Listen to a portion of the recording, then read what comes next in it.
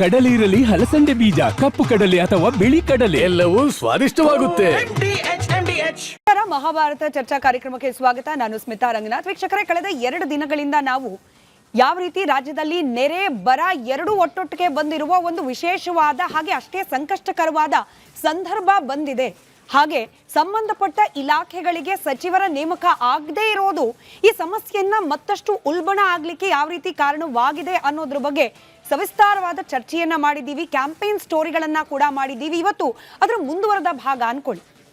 ಚರ್ಚೆ ಮಾಡಲಿಕ್ಕೆ ರಾಜಕೀಯ ಕಾಂಟ್ರವರ್ಸಿ ಹೀಗೆ ಲೆಕ್ಕ ಹಾಕ್ತಾ ಹೋದ್ರೆ ಸಾಕಷ್ಟು ವಿಚಾರಗಳಿದೆ. ಆದರೆ ರಿಪಬ್ಲಿಕ್ ಕನ್ನಡ ಒಂದು ಜವಾಬ್ದಾರಿಯುತ ಮಾಧ್ಯಮವಾಗಿ ಬ್ಯಾಕ್ ಟು ಬ್ಯಾಕ್ ಇದೇ ವಿಚಾರಗಳನ್ನ ಚರ್ಚೆ ಕೈಗೆತ್ಕೊಳ್ತಿರೋದು ಯಾಕೆ ಅಂತಂದ್ರೆ, ಸರ್ಕಾರ ಅಂತ ರಚನೆ ಆಗೋದು, ಹಾಗೆ ಸರ್ಕಾರದಿಂದ ಸಂಬಳ ತಗೊಳ್ಳುವ ಸರ್ಕಾರಿ ಅಧಿಕಾರಿಗಳು ಹಾಗೆ ಸಿಬ್ಬಂದಿಗಳ ನೇಮಕ ಆಗೋದು ಜನರ ಸಮಸ್ಯೆಗಳಿಗೆ ತಕ್ಷಣಕ್ಕೆ ಪರಿಹಾರ ಆಗಬೇಕು ಅಂತ ಹೇಳಿ. ಈಗ ಬಂದಿರೋ ಸಿಚುಯೇಷನ್, ಈಗ ಬಂದಿರೋ ಸಂದರ್ಭದ ಉದಾಹರಣೆಯನ್ನೇ ತೆಗೆದುಕೊಂಡು ಹೇಳೋದಾದ್ರೆ, ನೆರೆ ಬರ ಅಂತ ಬಂದ ತಕ್ಷಣ ರೈತರ ಸಂಕಷ್ಟಕ್ಕೆ ಧ್ವನಿಯಾಗಬೇಕಾಗಿರೋದು ಸಂಬಂಧಪಟ್ಟ ಇಲಾಖೆಯ ಸಚಿವರ ಅನುಪಸ್ಥಿತಿ ಅಂತಂದ್ರೆ ಸರ್ಕಾರಿ ಅಧಿಕಾರಿಗಳು ಹಾಗೆ ಅವ್ರ ಕೈ ಕೆಳಗಡೆ ಕೆಲಸ ಮಾಡುವಂತಹ ಇಲಾಖೆಯ ಸಿಬ್ಬಂದಿಗಳು. ಒಂದು ಕಡೆ ಸಚಿವರೂ ಇಲ್ಲ, ಮತ್ತೊಂದು ಕಡೆಯಲ್ಲಿ ಇಲಾಖೆಗಳಲ್ಲಿ ನೇಮಕಾತಿ ಕೂಡ ಆಗ್ತಿಲ್ಲ ಅಂತಂದ್ರೆ ಜನರ ಸಮಸ್ಯೆಗೆ ಕಿವಿಗೊಡ್ಲಿಕ್ಕೆ ಹಾಗಾದ್ರೆ ಯಾರಿದ್ದಾರೆ? ವಿರೋಧ ಪಕ್ಷಕ್ಕೆ ಇದು ಅನಾಯಾಸವಾಗಿ ದೊರೆತಂತ ಆಹಾರ ಅಸ್ತ್ರ ಆಗ್ಲಿಲ್ವಾ? ಹಿಂಗೊಂದು ಅಸ್ತ್ರ ಸಿಕ್ಕಿದ್ರು ಕೂಡ ರಾಜ್ಯದ ವಿರೋಧ ಪಕ್ಷಗಳು ಈ ಸಮಸ್ಯೆಯನ್ನ ಜ್ವಲಂತ ಸಮಸ್ಯೆ ಅಂತ ಹೇಳಿ ಯಾಕೆ ಪರಿಗಣಿಸ್ತಾ ಇಲ್ಲ? ಜನರಿಗೆ ಬೇಕಾದ ಕೆಲಸಗಳು ಆಗಬೇಕು ಅಂತಂದ್ರೆ ತಕ್ಷಣಕ್ಕೆ ನೇಮಕಾತಿ ಪ್ರಕ್ರಿಯೆಗಳಾಗಬೇಕು. ಹಾಗೆ ಪ್ರಮುಖವಾದ ಖಾತೆಗಳು, ಶಿಕ್ಷಣ ಖಾತೆ, ಕೃಷಿ ಖಾತೆ, ಪಶುಸಂಗೋಪನಾ ಖಾತೆ, ಇಂಥ ಖಾತೆಗಳಿಗೆ ತಕ್ಷಣಕ್ಕೆ ಸಚಿವರ ನೇಮಕ ಆಗಬೇಕು. ಆಗದೆ ಇರಲಿಕ್ಕೆ ಕಾರಣ ಏನು? ಆಗದೆ ಇರೋದ್ರಿಂದ ಆಗ್ತಿರುವ ಸಮಸ್ಯೆಗಳೇನು? ಇದೆಲ್ಲದರ ಬಗ್ಗೆ ವಿಸ್ತಾರವಾದ ಚರ್ಚೆಯನ್ನ ಇವತ್ತಿನ ಮಹಾಭಾರತದಲ್ಲಿ ಮಾಡ್ತಾ ಹೋಗೋಣ. ಚರ್ಚೆ ಪ್ರಾರಂಭಕ್ಕೆ ಮುಂಚೆ ಈ ಬಗ್ಗೆ ಒಂದು ವರದಿ ನಿಮ್ಮ ಮುಂದೆ.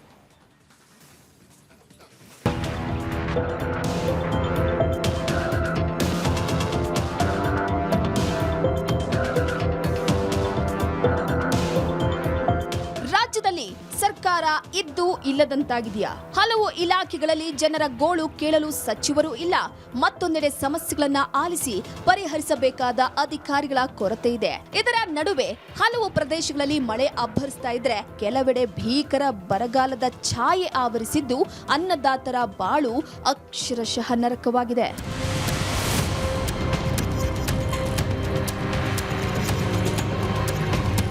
ರಾಜ್ಯದ ಸರ್ಕಾರಿ ಕಚೇರಿಗಳಲ್ಲಿ ಅಧಿಕಾರಿಗಳ ಸಿಬ್ಬಂದಿ ಕೊರತೆಯಿಂದಾಗಿ ಜನರು ಹೈರಾಣಾಗಿದ್ದಾರೆ. ಅದರಲ್ಲೂ ಈ ಸಮಯದಲ್ಲಿ ರೈತರ ಸಂಕಷ್ಟಕ್ಕೆ ನೆರವಾಗಬೇಕಾಗಿದ್ದ ಕೃಷಿ ಸಚಿವರೇ ಇಲ್ಲ. ಜೊತೆಗೆ ಶಾಲೆಗಳು ಶುರುವಾಗಿದ್ದು ಶಿಕ್ಷಣ ಮಂತ್ರಿಯೂ ಇಲ್ಲ. ಶಿಕ್ಷಕರ ಕೊರತೆ, ಶಾಲಾ ಕಟ್ಟಡಗಳ ಅವ್ಯವಸ್ಥೆ ನೋಡ್ತಿದ್ರೆ ಸರ್ಕಾರಿ ಶಾಲೆಗಳ ಬಗ್ಗೆ ಸರ್ಕಾರಕ್ಕೆ ಕಾಳಜಿ ಇಲ್ವಾ ಅನ್ನೋ ಹಾಗಾಗಿದೆ. ಸರ್, ಇವತ್ತು ನಮ್ಮ ರಾಜ್ಯ ಸರ್ಕಾರ ಮತ್ತು ಪ್ರಕೃತಿ ಇವೆರಡೂ ನಮ್ಮ ರೈತರಿಗೆ ಎದುರಾಗಿಬಿಟ್ಟವ.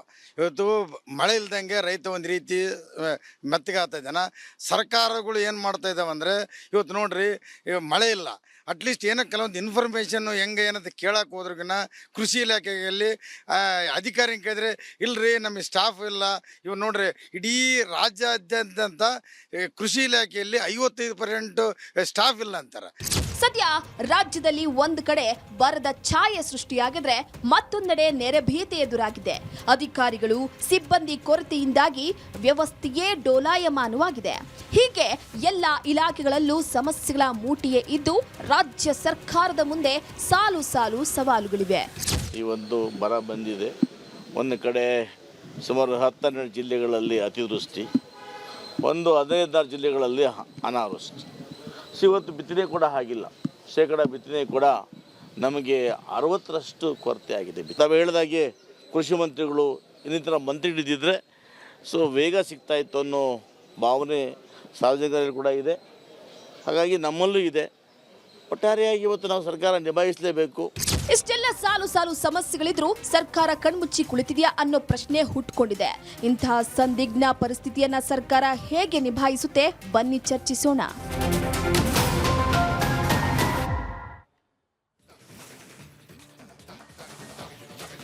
ಚರ್ಚೆ ಪ್ರಾರಂಭ ಮಾಡ್ಲಿಕ್ಕೆ ಮುಂಚೆ ವೀಕ್ಷಕರೇ, ನಿಮಗೆ ಗೊತ್ತಿದೆ, ರಿಪಬ್ಲಿಕ್ ಕನ್ನಡದ ಮಹಾಭಾರತ ಚರ್ಚಾ ಕಾರ್ಯಕ್ರಮದ ಜನಾಭಿಪ್ರಾಯ ವೇದಿಕೆ, ನಿಮಗಾಗಿ ಮುಕ್ತವಿರುವಂತಹ ವೇದಿಕೆ.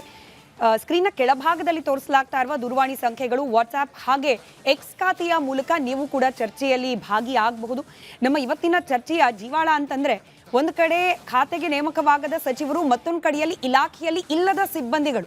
ಈ ಎರಡರ ಕೊರತೆ ಜನಸಾಮಾನ್ಯರ ಜೀವನವನ್ನು ಮತ್ತಷ್ಟು ಕಷ್ಟಕರವಾಗಿ ಮಾಡ್ತಾ ಇದೆಯಾ, ಅಥವಾ ಸರ್ಕಾರ ಹಂಗೂ ಹಿಂಗೋ ಬ್ಯಾಲೆನ್ಸ್ ಮಾಡುವಲ್ಲಿ ಯಶಸ್ವಿ ಆಗ್ತಾ ಇದೆಯಾ ಅನ್ನೋದು ಈ ಬಗ್ಗೆ ನಿಮ್ಮ ಅಭಿಪ್ರಾಯವನ್ನು ನಮ್ಮ ಜೊತೆಯಲ್ಲಿ ಹಂಚಿಕೊಳ್ಳಿ ಅಂತ ಹೇಳಿ ನಿಮ್ಮ ಪಾಲ್ಗೊಳ್ಳುವಿಕೆಯ ನಿರೀಕ್ಷೆಯೊಂದಿಗೆ ಚರ್ಚೆಯನ್ನು ಪ್ರಾರಂಭ ಮಾಡ್ತಾ ಇದ್ದೀನಿ. ಚರ್ಚೆಯಲ್ಲಿ AKSSA ಅಕ್ಸಾ ಅಧ್ಯಕ್ಷರಾದ ಕಾಂತಕುಮಾರ್ ಅವರಿದ್ದಾರೆ, AIDYO ಕಾರ್ಯದರ್ಶಿಯಾದ ಜಯಣ್ಣ ಅವರಿದ್ದಾರೆ, ಅಧ್ಯಕ್ಷೆ ರಾಜ್ಯ ಸರ್ಕಾರಿ ಮಹಿಳಾ ನೌಕರರ ಸಂಘ ರೋಶಿನಿ ಗೌಡ ಅವರಿದ್ದಾರೆ. ಕೆಲವೇ ಕ್ಷಣಗಳಲ್ಲಿ ಕಾಂಗ್ರೆಸ್ ವಕ್ತಾರರಾದ ನಟರಾಜ್ ಗೌಡರು ಹಾಗೆ ಬಿಜೆಪಿ ವಕ್ತಾರರಾದ ದಿಲೀಪ್ ಅವರು ಜಾಯಿನ್ ಆಗೋ ನಿರೀಕ್ಷೆ ಇದೆ. ಹಾಗೆ ಉದ್ಯೋಗ ಆಕಾಂಕ್ಷಿಯಾದ ಪವಿತ್ರ ಅವರು ಕೂಡ ಜಾಯಿನ್ ಆಗೋ ನಿರೀಕ್ಷೆ ಇದೆ. ಅವ್ರು ಬಂದ ನಂತರದಲ್ಲಿ ಅವ್ರ ಜೊತೆ ಮಾತನಾಡ್ತಾ ಹೋಗೋಣ. ಕಾಂತಕುಮಾರ್ ಅವರೇ, ಈ ಉದ್ಯೋಗ ನೇಮಕಾತಿ ಹಾಗೆ ಭರ್ತಿ ವಿಚಾರಕ್ಕೆ ಸಂಬಂಧಪಟ್ಟಂತೆ ರಿಪಬ್ಲಿಕ್ ಕನ್ನಡದಲ್ಲಿ ನನಗೆ ನೆನಪಿರೋ ಹಾಗೆ ಒಂದು 5-6 ಡಿಬೇಟು ನೀವು ಕೂಡ ಅದರಲ್ಲಿ ಪಾಲ್ಗೊಂಡಿದ್ದೀರಿ.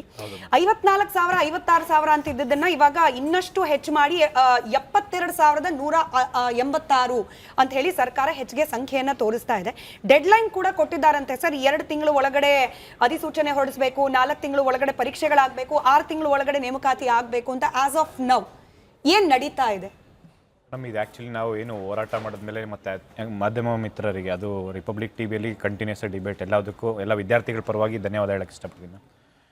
1-2 ಹೋರಾಟ ಅಲ್ಲ, ಸುಮಾರು ಹೋರಾಟ ಮಾಡಿದ್ವಿ. ರಾಜ್ಯದಲ್ಲಿ ನೀವು ನೋಡಬೇಕಾಗಿತ್ತು, ನಮ್ಮ ನೇಮಕಾತಿ ತಿಥಿ ಆಗಿದೆ ಅಂತ ಹೇಳ್ಬಿಟ್ಟು ಫ್ರೀಡಮ್ ಪಾರ್ಕಲ್ಲಿ, ಬೆಂಗಳೂರು ಅಂದರೆ ಇಡೀ ಕರ್ನಾಟಕದ ಪ್ರತಿಯೊಂದು ಜಿಲ್ಲೆಯಲ್ಲೂ ಹೋರಾಟ ಮಾಡಿದ್ವಿ.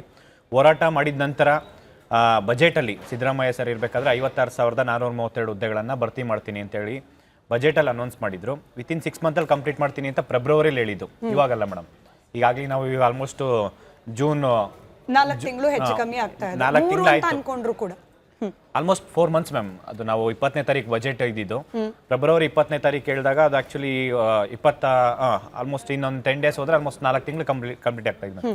6 ಮಂತಲ್ಲಿ ಅವಾಗಲೇ ಕಂಪ್ಲೀಟ್ ಮಾಡ್ತೀನಿ ಅಂತ ಹೇಳಿದ್ರು. ಈಗ 56,432 ನಾವೇನು ಮಾಡಿದ್ವಿ, ಅದ್ರ ಜೊತೆಲಿ ಇನ್ನೂ 50,000 ಹುದ್ದೆಗಳನ್ನು ಭರ್ತಿ ಮಾಡ್ಬೇಕಂತ ಹೇಳಿದ್ವಿ. ಅಟ್ ಪ್ರೆಸೆಂಟ್ ಇವಾಗ 73,336 ಹುದ್ದೆಗಳನ್ನು ಭರ್ತಿ ಮಾಡ್ತೀನಿ ಅಂತ ಹೇಳ್ತಿದ್ದಾರೆ ಮ್ಯಾಮ್. ಇನ್ನು ಪೊಲೀಸ್ ನೋಟಿಫಿಕೇಶನ್ಸ್ ಬಿಟ್ರೆ ಬೇರೆ ಯಾವುದೂ ನೋಟಿಫಿಕೇಶನ್ಸ್ ಅಂದ್ರೆ ಅದು ಪೊಲೀಸ್ ಕಾನ್ಸ್ಟೇಬಲ್ ಒಂದು ನೋಟಿಫಿಕೇಶನ್, ಒಂದು 4,000 ವೇಕೆನ್ಸಿದು ನೋಟಿಫಿಕೇಶನ್ ಬಿಟ್ರೆ ಬೇರೆ ಯಾವ ನೋಟಿಫಿಕೇಶನ್ ಬಿಟ್ಟಿಲ್ಲ. ನಾವು ಪ್ರತಿಯೊಂದು ಡಿಪಾರ್ಟ್ಮೆಂಟ್ಗೆ ಹೋಗಿ ಅದು ಅಲ್ಲಿ ಪ್ರೆಸರ್ ಹಾಕಿದ್ಮೇಲೆ ಅಲ್ಲಿ ಡಿಪಾರ್ಟ್ಮೆಂಟ್ಗೆ ಕಳ್ಸಿಕೊಡ್ತಾರೆ ಮ್ಯಾಮ್. ಈಗ 73,336 ಹುದ್ದೆಗಳು ಅಷ್ಟೇ ಸಾಲಲ್ಲ ಮೇಡಮ್. ಇದು ನಾವು ಬರೀ ಆ್ಯಕ್ಚುಲಿ ಈಗ ಒಂದು 6 ಮಂತ್ ಬ್ಯಾಕ್ 2,84,000 ಖಾಲಿ ಹುದ್ದೆ ಇದೆ ಅಂತ ಹೇಳ್ತೀವಿ. At present more than 3 lakhs vacancy ಬರೀ 53 ಡಿಪಾರ್ಟ್ಮೆಂಟಲ್ಲಿ, ಮತ್ತೆ ಪ್ಲಸ್ ನಿಗಮ ಮಂಡಳಿ ಅಂದರೆ ಮೋರ್ ದೆನ್ 1 lakh ವೇಕೆನ್ಸಿ ಇದೆ ಮ್ಯಾಮ್. ಕನಿಷ್ಠ ಅಂದ್ರೂ ನಾವು ಇದೇ ವರ್ಷ 1 ಲಕ್ಷ ವೇಕೆನ್ಸಿ ಫಿಲ್ ಮಾಡಿ ಅಂತ ಹೇಳ್ತಾ ಇದೀವಿ. ಆದರೆ ಇವರು 2 ತಿಂಗಳಲ್ಲಿ ಎಲ್ಲ ನೋಟಿಫಿಕೇಶನ್ಸ್ ಮಾಡ್ತೀವಿ ಅಂತ ಹೇಳ್ತಾರೆ. ಮತ್ತೆ 4 ಮಂತ್ಸ್ ಈವೆಂಟ್, ನೆಕ್ಸ್ಟ್ 6 ಮಂತಲ್ಲಿ ಒಂದು ಈವೆಂಟ್ ಆಫ್ ಕ್ಯಾಲೆಂಡರ್ ಕಂಪ್ಲೀಟ್ ಮಾಡ್ತೀವಿ ಅಂತ ಹೇಳಿದ್ದಾರೆ. ಎಷ್ಟೋ ನೋಟಿಫಿಕೇಶನ್ ಆಗಿರೋದು ಪೆಂಡಿಂಗ್ಸ್ ಇದ್ದಾವೆ, ಮತ್ತು ಎಷ್ಟೋ ಅಪ್ರೂವಲ್ ಫೈನಾನ್ಷಿಯಲ್ ಡಿಪಾರ್ಟ್ಮೆಂಟಲ್ಲಿ 2-3 ವರ್ಷ ಅಪ್ರೂವಲ್ ಆಗಿರೋದು ಇವಾಗ ಅದನ್ನು ಕ್ಯಾನ್ಸಲ್ ಮಾಡಿಬಿಟ್ಟು ಕೆಲವೊಂದು ಪ್ರಮೋಷನ್ ಮೂಲಕ ಮತ್ತೆ ಹೊರಗುತ್ತಿಗೆ ಆಧಾರದ ಮೇಲೆ ಯಾರು ದುಡ್ಡು ಕೊಡ್ತಾರೋ ಅವ್ರಿಗೆ ಜಾಬ್ ಕೊಡ್ತಾರ ಅಂತ ಕೆಲಸ ಆಗ್ತಿದೆ. ಅಂದರೆ ನಮಗೆ ಏನು ಸ್ಟೂಡೆಂಟ್ಸಿಗೆ ಎಕ್ಸ್ಪೆಕ್ಟ್ ಮಾಡ್ತಾ ಇರೋದು, ಅವರಿಗೆ ಒಂದು ನಿರ್ದಿಷ್ಟ ಒಂದು ಟೈಮ್ ಲೈನ್ ಬೇಕು. ಈಗ ಲಾಸ್ಟ್ ಮೂಮೆಂಟಲ್ಲಿ 1 ತಿಂಗಳಲ್ಲಿ ನೋಟಿಫಿಕೇಶನ್ ನೋಟ್ಸ್, 1 ತಿಂಗಳಲ್ಲಿ ಎಕ್ಸಾಮ್ ಇರುತ್ತೆ ಅಂತಲ್ಲ. ನೋಟಿಫಿಕೇಶನ್ ಆದಮೇಲೆ ಅಟ್ಲೀಸ್ಟ್ 2 to 3 ಮಂತ್ಸ್ ಇವಾಗ ಒಂದು ಟೈಮ್ ಲೈನ್ ಇತ್ತಂದ್ರೆ ಇವಾಗಲಿಂದ ಅವರು ಒಂದು ಈವೆಂಟ್ ಆಫ್ ಕ್ಯಾಲೆಂಡರ್ ಇರಬೇಕು. ಪ್ರತಿಯೊಂದು ಇಲಾಖೆ ಹೋಗಿ ಇಲ್ಲ ಡಿಪಾರ್ಟ್ಮೆಂಟ್ ಕೊಡೋದಲ್ಲ, ಗೌರ್ಮೆಂಟಿಂದ ಇಂಥ ನೋಟಿಫಿಕೇಶನ್ ಚರ್ಚೆ ಮಾಡಿ, ಮೀಟಿಂಗ್ ಮಾಡಿ 73,336 ಹುದ್ದೆಗಳೇನಿದೆ ಒಂದು 6 ಮಂತ್ ಈವೆಂಟ್ ಆಫ್ ಕ್ಯಾಲೆಂಡರ್ ನೀವೇ ಅನೌನ್ಸ್ ಮಾಡಿ DPR ಇಂದ. ಆ ಒಂದು ನೋಟಿಫಿಕೇಶನ್ಸ್ಗೆ ಪ್ರತಿಯೊಂದು ಸ್ಟೂಡೆಂಟ್ಸ್ ಅದನ್ನ ಪ್ರಿಪರೇಷನ್ ಮಾಡ್ತಾರೆ, ಎಕ್ಸಾಮ್ಸ್ ಬರೀತಾರೆ. ಯಾವ್ದು ಇಷ್ಟ ಆಗುತ್ತಾ ವಾಲಂಟಿಯರ್ ಅದನ್ನ ಎಕ್ಸಾಮ್ ಅಪ್ಲಿಕೇಶನ್ ಹಾಕ್ತಾರೆ, ಎಕ್ಸಾಮ್ ಬರೀತಾರೆ. ಅಪ್ಲಿಕೇಶನ್ ಒಂದೊಂದು ಅಪ್ಲಿಕೇಶನ್ ಹಾಕ್ಬೇಕಂದ್ರೆ ಇವ್ರು ಡಿಪಾರ್ಟ್ಮೆಂಟ್ ಅಲ್ಲಿ ಎಲ್ಲಾ ಡಿಪಾರ್ಟ್ಮೆಂಟ್ ಅಲ್ಲಿ 5, 10, 20 ವೇಕೆನ್ಸಿ ಸಪರೇಟ್ ವೇಕೆನ್ಸಿ ಫಿಲ್ ಮಾಡೋದು ಮೇಡಮ್. ಒಂದೊಂದು ನೋಟಿಫಿಕೇಶನ್ಗೆ 750 rupees ಫೀಸು. ಎಷ್ಟೋ ಜನ ಸ್ಟೂಡೆಂಟ್ಸ್ ಇವತ್ತು ಅಪ್ಲಿಕೇಶನ್ ಫೀಸ್ ಹಾಕಕ್ಕಾಗಲ್ಲ ಅಂತ ಹೇಳ್ಬಿಟ್ಟು ಅಪ್ಲಿಕೇಶನ್ ಆಗ್ತಾ ಇಲ್ಲ. ಆ ಪರಿಸ್ಥಿತಿ ಇದೆ. ಇವರು ಬರೀ ಆಶ್ವಾಸನೆ ಕೊಡೋದಲ್ಲ ಮೇಡಮ್, ಇದು ಅದು ಕಾರ್ಯರೂಪಕ್ಕೆ ಬರಬೇಕು. ಕಾರ್ಯರೂಪಕ್ಕೆ ಯಾವಾಗ ಬರುತ್ತೆ? ಈಗ ಬಜೆಟ್ ಫೆಬ್ರವರಿಯಲ್ಲಿ ಅನೌನ್ಸ್ ಮಾಡಿರೋದು, ಫೆಬ್ರವರಿಯಿಂದ ಇಲ್ಲಿವರೆಗೂ ಜೂನ್ 4 ತಿಂಗಳಾಗ್ತಿದೆ. ಸಿಕ್ಕಾಪಟ್ಟೆ ಡೆವಲಪ್ಮೆಂಟ್ಸ್ ಆಗೋಯ್ತು ಸರ್. ಸರ್ಕಾರದಲ್ಲಿರ್ತಕ್ಕಂಥ ಮುಖ್ಯಮಂತ್ರಿಗಳೇ ಬದಲಾಗೋಗ್ಬಿಟ್ರು, ಇಲಾಖೆಯ ಸಚಿವರು ಬದಲಾಗೋಗ್ಬಿಟ್ರು. ಬಟ್ ಸ್ಟಿಲ್ ಜಯಣ್ಣ ಅವರೇ, ಈಗ ಕಾಂತಕುಮಾರ್ ಅವರು ಸಿದ್ದರಾಮಯ್ಯನವರ ಅವಧಿಯಲ್ಲಿ ಬಜೆಟ್ ಆಗಿತ್ತು, ಭರವಸೆ ಕೊಟ್ಟಿದ್ರು ಅಂತ ಹೇಳಿದ್ರು. ಈಗ DK ಶಿವಕುಮಾರ್ ಅವರು ಇವಾಗ ಅದರಲ್ಲೂ ಶಿವಯುಗ ಯುವಯುಗ ಅಂತ ಹೇಳಿ ಕಾಂಗ್ರೆಸ್ ನಾಯಕರೇ ಮಾತನಾಡ್ತಿದ್ದಾರೆ. ಯುವಕರ ಪರವಾಗಿ ತುಡಿತಾ ಇದೆ, ಯುವಕರ ಪರವಾಗಿ ನಿರ್ಧಾರಗಳನ್ನ ಕೈಗೊಳ್ತಿದ್ದಾರೆ, ಘೋಷಣೆಗಳು ಹಂಗೆ ಇತ್ತು. ಡಿ.ಕೆ. ಶಿವಕುಮಾರ್ ಅವ್ರು ಬಂದ ಮೇಲೇನೆ ನಾನು ಆಗ್ಲೇ ಹೇಳಿದ್ನಲ್ಲ, ಇನ್ 2 ತಿಂಗಳ ಒಳಗಡೆ ಏನೇನೆಲ್ಲ ಖಾಲಿ ಹುದ್ದೆ ಇದೆ ಇದಕ್ಕೆ ಸಂಬಂಧಪಟ್ಟಂತೆ ಅಧಿಸೂಚನೆ ಹೊರಡಿಸಬೇಕು, 4 ತಿಂಗಳಲ್ಲಿ ಎಕ್ಸಾಮ್ ಆಗಬೇಕು, ಈ ಈವೆಂಟ್ಸ್ ಗಳ ಲೆಕ್ಕಾಚಾರವನ್ನ ಘೋಷಣೆ ಮಾಡಿದ್ದು ಡಿ.ಕೆ. ಶಿವಕುಮಾರ್ ಅವ್ರು ಬಂದ ಮೇಲೇನೆ. ಏನಾಗಿದೆ ಸರ್ ಇಲ್ಲಿವರೆಗೂ ನಿಮಗೆ ಕಂಡಂತೆ ನೇಮಕಾತಿ ವಿಚಾರದಲ್ಲಿ ಸರ್ಕಾರ, ಡಿ.ಕೆ. ಶಿವಕುಮಾರ್ ಅವರ ನೇತೃತ್ವದ ಸರ್ಕಾರ ಎಷ್ಟು ಸೀರಿಯಸ್ ಆಗಿದೆ ಅಂತ? ಮೇಡಮ್ ಅವರೇ, ಇದು ಕಳೆದ ಹಲವಾರು ವರ್ಷಗಳಿಂದ ನಾವು ನೋಡ್ಕೊಂಡು ಬಂದಿದ್ವಿ. ಯಾವುದೇ ಸರ್ಕಾರಗಳು ಬರಲಿ ಅದು ಅನೌನ್ಸ್ಮೆಂಟಿಗೆ ಪೇಪರಲ್ಲಿ ವರದಿ ಮಾಡೋದಕ್ಕೆ ಮಾತ್ರ ಸೀಮಿತ ಆಗಿದೆ. ನಮ್ಮ ಅನುಭವ ಕೂಡ ಸಿದ್ದರಾಮಯ್ಯ ಸರ್ ಏನು ಹೇಳಿದ್ರು ಫೆಬ್ರವರಿಯಲ್ಲಿ ಅಂತ ಸರ್ ಹೇಳ್ತಾ ಇದ್ರು, ಅದು ಕೂಡ ಹೋರಾಟಗಳಿಂದ ಮಾಡಿದ್ದು. ಯಾವಾಗ ಡಿಸೆಂಬರಲ್ಲಿ ಚಳಿಗಾಲ ಅಧಿವೇಶನ ನಡೀತಾ ಇತ್ತು, ಧಾರವಾಡ ಒಳಗೊಂಡಂತೆ ಹಲವಾರು ವಿವಿಧ ಸಂಘಟನೆಗಳು AIDYO ಅಥವಾ ಉದ್ಯೋಗಾಕಾಂಕ್ಷಿಗಳ ಹೋರಾಟ ಸಮಿತಿ, ಅಕ್ಷ, ಈ ಥರ ಹಲವಾರು ಸಂಘಟನೆಗಳು ಬಲವಾಗಿ ಹೋರಾಟಗಳನ್ನ ಬೆಳೆಸಿದಾಗ ಆ ಒತ್ತಡಕ್ಕೆ ಬಂದ್ಬಿಟ್ಟು ಬೆಳಗಾವಿ ಅಧಿವೇಶನದಲ್ಲೇ ಹೇಳಿದ್ರು, ಅದನ್ನ ಬಜೆಟಲ್ಲೂ ಕೂಡ ಅನೌನ್ಸ್ ಮಾಡಿದ್ರು. ಈಗ ಡಿ.ಕೆ. ಶಿವಕುಮಾರ್ ಅವರಾಗಲಿ ಅಥವಾ ಇನ್ನೊಬ್ಬರಾಗಲಿ ಕಳೆದ 5 ವರ್ಷಗಳಿಂದ ನೇಮಕಾತಿಗಳಾಗಿಲ್ಲ ಅನ್ನೋದೇ ವಿದ್ಯಾರ್ಥಿಗಳದ್ದು ಉದ್ಯೋಗಾಕಾಂಕ್ಷಿಗಳದ್ದು ಬೇಡಿಕೆ ಇದ್ದಿದ್ದು. 5 ವರ್ಷದಲ್ಲಿ BJPನವ್ರು ಇದ್ದಾರೆ, ಕಾಂಗ್ರೆಸ್ನವ್ರು ಇದ್ದಾರೆ, 2-3 ಜನ CMಗಳು ಚೇಂಜ್ ಆಗಿಬಿಟ್ಟಿದ್ದಾರೆ. ಈಗ ಇವರು 4ನೇ ಆಗ್ತಾರೆ ಅಷ್ಟೇ. ಎಲ್ಲಿವರೆಗೂ ಅವರು ಅಧಿಸೂಚನೆ ಹೊರಡಿಸಿ ಅಧಿಸೂಚನೆ ಪತ್ರನ ಬಿಡುಗಡೆ ಮಾಡಲ್ಲ, ಅಲ್ಲಿವರೆಗೂ ವಿದ್ಯಾರ್ಥಿಗಳಿಗೆ ಯಾರಿಗೂ ಭರವಸೆ ಬರಲ್ಲ, ಅವ್ರು ಏನೇ ಹೇಳಿ. ಯಾಕಂದ್ರೆ ಈಗ ಡೆಡ್ ಲೈನ್ ಗಳ ಬಗ್ಗೆ ಹಂಗಾದ್ರೆ ವಿಶ್ವಾಸ ಇಲ್ವಾ ಸರ್? 2 ತಿಂಗಳ ಒಳಗಡೆ ಅಧಿಸೂಚನೆ ಹೊರಡಿಸಲೇಬೇಕು ಅಂತ ಹೇಳಿ ಹೇಳಿದ್ದಾರೆ. ಖುದ್ದು ಮುಖ್ಯಮಂತ್ರಿಗಳೇ ಪ್ರೆಸ್ ಮೀಟ್ ನಲ್ಲಿ ಹೇಳಿದ್ ನನಗೆ ನೆನಪಿದೆ. ಗಂಟು ಕಟ್ಟಿಕೋ ಲವಂಗ, ಹಸಿರು ಏಲಕ್ಕಿಯಿಂದ ತುಂಬಿದ MDH ಮಸಾಲೆ. ಅದೇ ಮೇಡಮ್, ಅದ್ರ ಮೇಲೆ ನಂಬಿಕೆ ಇಲ್ಲ. ಯಾಕೆಂದ್ರೆ ಈಗ ಒಂದು ವಿಡಿಯೋ ಮಾಡ್ಬಿಟ್ಟು ಎಲ್ಲ ಕಡೆ ಅರಿಬಿಟ್ಟಿದ್ದಾರೆ. ಶಿಕ್ಷಕರ ನೇಮಕಾತಿಗಳು ಎಷ್ಟೆಷ್ಟು ಆಗುತ್ತೆ ಅಂತಂದೇಳಿ ಒಂದ್ಸತಿ 38,000 ಅಂದಿದ್ದಾರೆ, ಒಂದ್ಸತಿ 15,000 ಅಂದಿದ್ದಾರೆ, ಒಂದ್ಸತಿ 5,800 ಅಂತ ಹೇಳಿದ್ದಾರೆ. ಇದೇ ಶಿಕ್ಷಣ ಮಂತ್ರಿಗಳು ಹೇಳಿರೋದು ಸುಮಾರು ಒಂದು 5-6 ಟೈಮು 5-6 ಥರ ಹೇಳಿದ್ದಾರೆ. ಹಾಗಾಗಿ ಈಗ ಯಾರು ಉದ್ಯೋಗಾಕಾಂಕ್ಷಿಗಳಿದ್ದಾರೆ, ಉದ್ಯೋಗಾಕಾಂಕ್ಷಿಗಳಿದ್ದಾರೆ, ಇವ್ರಿಗೆ ಆಲ್ರೆಡಿ ಬ್ರಹ್ಮ ನಿರಸನ, ಯಾರ ಮೇಲೂ ನಂಬಿಕೆ ಇಲ್ಲ. ಇವ್ರುಗಳು ಹೇಳಿಕೆಗಳಿಗೆ ಸೀಮಿತ ಆಗುತ್ತೆ. ಅವಾಗವಾಗ ಹುಡುಗರು ಸಿಟ್ಟು ಬೈಲಿಗೆ ಬಂದ್ಬಿಡುತ್ತೆ, ರೊಚ್ಚಿಗೆದ್ದು ಬಿಡ್ತಾರೆ ಅನ್ನೋದು ಹೇಳಿ ಅವ್ರ ಸಿಟ್ಟನ್ನು ಕಡಿಮೆ ಮಾಡೋದಕ್ಕೆ ಬೀಸದೊಣ್ಣೆ ತಪ್ಪಿಸ್ಕೊಳ್ಳೋದಕ್ಕೋಸ್ಕರ ಹೇಳಿಕೆಗಳು ಕೊಡ್ತಾರೆ. ಅದು ಜಾರಿಗೆ ಬರೋದ್ರ ಬಗ್ಗೆ ಇವತ್ತು ಹುಡುಗರಿಗೆ ಯಾರಿಗೂ ನಂಬಿಕೆ ಇಲ್ಲ. ಇವತ್ತು ಆ ಮಟ್ಟಕ್ಕೆ ಇವತ್ತು ಹೇಳಿಕೆಗಳು ನಾನು ಆಕ್ಚುಲಿ ರೋಶಿನಿ ಮೇಡಮ್ ರಿಯಾಕ್ಷನ್ ತಗೊಳ್ಬೇಕಾಗಿತ್ತು, ಆದ್ರೆ ಕಾಂಗ್ರೆಸ್ ವಕ್ತಾರರಾದ ನಟರಾಜ್ ಗೌಡ್ರು ಕೂಡ ಕನೆಕ್ಟೆಡ್ ಇದ್ದಾರೆ. ಸರ್ ನಮಸ್ಕಾರ, ಕಾರ್ಯಕ್ರಮಕ್ಕೆ ಸ್ವಾಗತ. ಈಗ ನಾವು ನಿನ್ನೆನೂ ಚರ್ಚೆ ಮಾಡಿದ್ವಿ ಸರ್, ಕೃಷಿ ಇಲಾಖೆಗೆ ಸಂಬಂಧಪಟ್ಟ ಸಚಿವರಿಲ್ಲ ಅಂತ ಹೇಳಿ. ತಾವು ಹೇಳಿದ್ರಿ ಸಚಿವರು ಇಲ್ದಿದ್ರೆ ಏನು, ಮುಖ್ಯಮಂತ್ರಿಗಳು ಅಧಿಕಾರಿಗಳ ಜೊತೆಯಲ್ಲಿ ನಿರಂತರವಾಗಿ ಟಚ್ ಅಲ್ಲಿದ್ದಾರೆ, ಸಭೆಗಳನ್ನ ನಡೆಸ್ತಿದ್ದಾರೆ. ಸೊ ಬರ ನೆರೆ ಏನ್ ಪರಿಸ್ಥಿತಿ ಇದೆ ಅದನ್ನ ಅಚ್ಚುಕಟ್ಟಾಗಿ ನಿಭಾಯಿಸ್ಲಿಕ್ಕೆ ಏನ್ ಬೇಕು ವ್ಯವಸ್ಥೆ ಎಲ್ಲ ಮಾಡ್ತಿದ್ದಾರೆ ಅಂತ ಹೇಳಿ ಸರ್. ಬಟ್ ಕೃಷಿ ಇಲಾಖೆಯಲ್ಲೇನೆ ಅಪ್ ಟು 64% ಖಾಲಿ ಇರುವಾಗ ಹುದ್ದೆಗಳು, ನೀವು ಸಭೆ ಮಾಡಿ ಮೇಲ್ಮಟ್ಟದ ಅಧಿಕಾರಿಗಳ ಜೊತೆ ನೀವೆಲ್ಲ ಇನ್ಸ್ಟ್ರಕ್ಷನ್ ಕೊಟ್ರು ಆನ್ ಗ್ರೌಂಡ್ ಇಂಪ್ಲಿಮೆಂಟ್ ಮಾಡ್ಲಿಕ್ಕೆ ಸಿಬ್ಬಂದಿನೇ ಇಲ್ವಲ್ಲ ನಟರಾಜ್ ಗೌಡ್ರೆ? 64% ಕೃಷಿ ಇಲಾಖೆಗೆ ಸಂಬಂಧಪಟ್ಟಂತೆಯೇ ಖಾಲಿ ಇರೋ ಹುದ್ದೆಗಳು 64%. ಇಲ್ಲ, ಈಗ ನೀವು ಹೇಳ್ತಿರೋದು ಖಂಡಿತವಾಗಿದೆ. ಯಾಕಂದ್ರೆ ಅದೊಂದೇ ಇಲಾಖೆ ಅಲ್ಲ, ಸುಮಾರು 50 ವಿವಿಧ ಇಲಾಖೆಗಳಲ್ಲಿ, ನಿಗಮ ಮಂಡಳಿಗಳಲ್ಲಿ ಬಹಳಷ್ಟು ವೇಕೆನ್ಸಿಗಳಿದ್ದಾವೆ. ಅದಕ್ಕೆ ಸರ್ಕಾರ ತೀರ್ಮಾನ ಮಾಡಿ ಈ ವರ್ಷ ಸುಮಾರು 72,000 ನೇಮಕಾತಿ ಮಾಡಬೇಕು ಅಂತೇಳಿ ವಿವಿಧ ಇಲಾಖೆಗಳಿಗೆ ಅದು ಸಮಯ ನಿಗದಿ ಕೂಡ ಕೊಟ್ಟಿದ್ದಾರೆ. ಯಾಕಂದರೆ 2 ತಿಂಗಳಲ್ಲಿ ಅಧಿಸೂಚನೆಯನ್ನು ಹೊರಡಿಸಬೇಕು, 4 ತಿಂಗಳಿಗೆ ಎಲ್ಲ ಪ್ರಕ್ರಿಯೆ, 6 ತಿಂಗಳಿಗೆ ಎಲ್ಲ ಪ್ರಕ್ರಿಯೆಯನ್ನು ಮುಗಿಸ್ಬೇಕು, ನೇಮಕಾತಿ ಆಗಬೇಕು ಅಂತ ಹೇಳಿದ್ದಾರೆ. ಸೊ ಹಾಗಾಗಿ ಆ ನಿಟ್ಟಿನಲ್ಲಿ ಶಿಕ್ಷಣ ಇಲಾಖೆ ಆಗ್ಬೋದು, ಗೃಹ ಇಲಾಖೆ ಆಗ್ಬೋದು, ಕೃಷಿ ಇಲಾಖೆ ಆಗ್ಬೋದು, ಪಶುಸಂಗೋಪನಾ ಎಲ್ಲ ಇಲಾಖೆಗಳಲ್ಲೂ ಕೂಡ ಈ ಬಾರಿ ನೇಮಕಾತಿಗಳು ಆಗ್ತವೆ. 72,186 ಆಗುತ್ತೆ. ಅದರೊಳಗೆ ಕಲ್ಯಾಣ ಕರ್ನಾಟಕದನ್ನು ಕೂಡ ಗಮನ ಇಟ್ಕೊಂಡು ನೇಮಕಾತಿ ಮಾಡ್ತಾರೆ. ನೀವು ಹೇಳ್ದಂಗೆ ನಿಜ, ಇದು ಫಸ್ಟ್ ಟೈಮ್ ಕೊರತೆ ಏನಿಲ್ಲ, ಸಿಬ್ಬಂದಿಯ ಕೊರತೆ ಖಂಡಿತವಾಗಿ ಇದ್ದೇ ಇದೆ. ಅವಾಗ ಏನು ಮಾಡ್ತಾರೆ ಅಂದರೆ ಬೇರೆ ಬೇರೆ ಇಲಾಖೆಗಳ ಸಿಬ್ಬಂದಿಗಳ ಜೊತೆಗೆ ಸಮನ್ವಯ ಮಾಡಿ, ಕಂದಾಯ ಇಲಾಖೆ ಆಗ್ಬೋದು, ಪಶುಸಂಗೋಪನಾ ಇಲಾಖೆ ಆಗ್ಬೋದು, ಕೃಷಿ ಇಲಾಖೆ, ಗ್ರಾಮೀಣಾಭಿವೃದ್ಧಿ ಇಲಾಖೆ, ಎಲ್ಲ ಇಲಾಖೆಗಳು ಒಂದು ಸಂಯೋಜನೆ ಮಾಡಿ ಕೆಲಸಗಳನ್ನು ಮಾಡ್ತಾರೆ. ಆ ನಿಟ್ಟಿನಲ್ಲಿ ಅವರ ರೈತರಿಗಾಗಲಿ ಅಥವಾ ಜನಸಾಮಾನ್ಯರಿಗಾಗಿ ತೊಂದರೆ ಆಗದಂಗೆ ನೋಡ್ಕೊಳ್ಳೋ ಜವಾಬ್ದಾರಿ ಸರ್ಕಾರದಿದೆ. ಅದನ್ನು ನಿರಂತರವಾಗಿ ಮಾಡ್ತಾ ಇದ್ದಾರೆ, ಇವಾಗಲೂ ಮಾಡ್ತಿದ್ದಾರೆ, ಮುಂದಕ್ಕೂ ಮಾಡ್ತಾರೆ. ಅದೇ ರೀತಿ ಪ್ರಕ್ರಿಯೆ. ಆಮೇಲೆ ನೇಮಕಾತಿ ಮಾಡೋ ವಿಷಯಗಳಲ್ಲಿ, ನೇಮಕಾತಿ ಹೇಳಿದಂಗೆ ಜೂನಲ್ಲಿ ಮಾನ್ಯ ಮುಖ್ಯಮಂತ್ರಿ ಡಿ.ಕೆ. ಶಿವಕುಮಾರ್ ಮುಖ್ಯಮಂತ್ರಿ ಆಗಿದ್ದಾರೆ. 2 ತಿಂಗಳಂದ್ರೆ ನಾನು ಪ್ರಾಬಬ್ಲಿ ಆಗಸ್ಟ್ ಕೊನೆಯ ಒಳಗೆ ಅಧಿಸೂಚನೆಗಳು, ಎಲ್ಲ ಇಲಾಖೆಯ ಅಧಿಸೂಚನೆಗಳು ಹೊರಬರಬೇಕು. ಹೊರ ಬಂದು 6 ತಿಂಗಳೊಳಗೆ ನೇಮಕಾತಿ ಆಗಬೇಕು. ಆ ಪ್ರಕ್ರಿಯೆ ನಡೀತಾ ಇದೆ. ಅದಕ್ಕೆ 2 ಅಧಿಕಾರಿಗಳನ್ನು ಕೂಡ ಅಪರ ಮುಖ್ಯ ಕಾರ್ಯದರ್ಶಿ ಅಧಿಕಾರಿ ಒಬ್ಬರು ಇನ್ನೊಬ್ಬರು ಅಧಿಕಾರಿನ ಹಾಕಿ ಅದನ್ನು ನೋಡ್ತಾ ಇದ್ದಾರೆ, ಯಾವ ರೀತಿಯಾಗಿ ಮಾಡಬೇಕು, ಇಮಿಡಿಯೇಟ್ ಆಗಿ ಯಾವುದು ಲೋಪ ಆಗದಂಗೆ, ಎಲ್ಲೂ ಯಾವುದು ಕೂಡ ಡಿಲೇ ಆಗದಂಗೆ ಮಾಡ್ಲಿಕ್ಕೆ ಅದು ಪ್ರಯತ್ನವನ್ನು ಮಾಡ್ತಾ ಇದ್ದಾರೆ. ಖಂಡಿತವಾಗಿ ಮಾಡ್ತಾರೆ. ನೀವು ನೇಮಕಾತಿ ವಿಚಾರಕ್ಕೆ ಸಂಬಂಧಪಟ್ಟಂತೆ ಮಾತನಾಡಿದ್ರಿ, ಬಟ್ ನನ್ನ ಪ್ರಶ್ನೆ ಬಹಳ ಸ್ಪೆಸಿಫಿಕ್ ಇತ್ತು ಸರ್. ನೆರೆ ಬರ ಪರಿಸ್ಥಿತಿಯನ್ನ ನಿಭಾಯಿಸಲಿಕ್ಕೆ ತಕ್ಷಣಕ್ಕೆ ಕಾರ್ಯಪ್ರವೃತ್ತವಾಗಬೇಕು ಸರ್ಕಾರ, ಹಾಗೆ ಸಂಬಂಧಪಟ್ಟ ಇಲಾಖೆಯ ಅಧಿಕಾರಿಗಳು. ನೀವು ಅಧಿಕಾರಿಗಳನ್ನು ಇಟ್ಕೊಂಡಿದ್ದೀರಿ, ನಾನು ಇಲ್ಲ ಅಂತ ಹೇಳ್ತಾ ಇಲ್ಲ. ನಾನು ಚೆಕ್ ಮಾಡಿದಾಗ ಸರ್, ಗ್ರೂಪ್ ಎ ಕೇವಲ 9.13% ಮಾತ್ರ ಖಾಲಿ ಇರೋದು ಸರ್.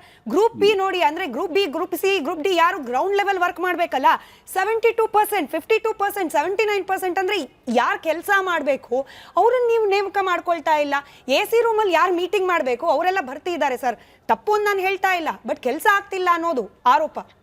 ಇಲ್ಲ ಕೆಲಸ ಆಗ್ತಿಲ್ಲ, ನಮ್ಗೆ ತೊಂದರೆ ಆಗಿದೆ ಅಂತ ಯಾವ್ದಾದ್ರು ರೈತದೊಂದು ದೂರು ಬರ್ಲಿಕ್ಕೆ ಸಾಧ್ಯ ಇಲ್ಲ. ಅಷ್ಟು ಬೆಳಗ್ಗಿಂದ ಕ್ಷಮೆ ಇರಲಿ, ಇವತ್ತು ಬೆಳಗ್ಗಿಂದ ರಿಪಬ್ಲಿಕ್ ಕನ್ನಡ ತಾವ್ ನೋಡಿಲ್ಲ ಅನ್ಸತ್ತೆ, ತಾವ್ ಬಿಸಿ ಇದ್ರಿ ಅನ್ಸತ್ತೆ. ಒಬ್ಬರಲ್ಲ ಸರ್, ನಾವು ಗದಗದಿಂದ ಹಿಡಿದು ಬಿಟ್ಟು ಕೋಲಾರ, ಮಂಡ್ಯದವರೆಗೂ ಎಲ್ಲಾ ಭಾಗದ ರೈತರನ್ನೂ ಮಾತನಾಡಿಸಿದ್ದೀವಿ.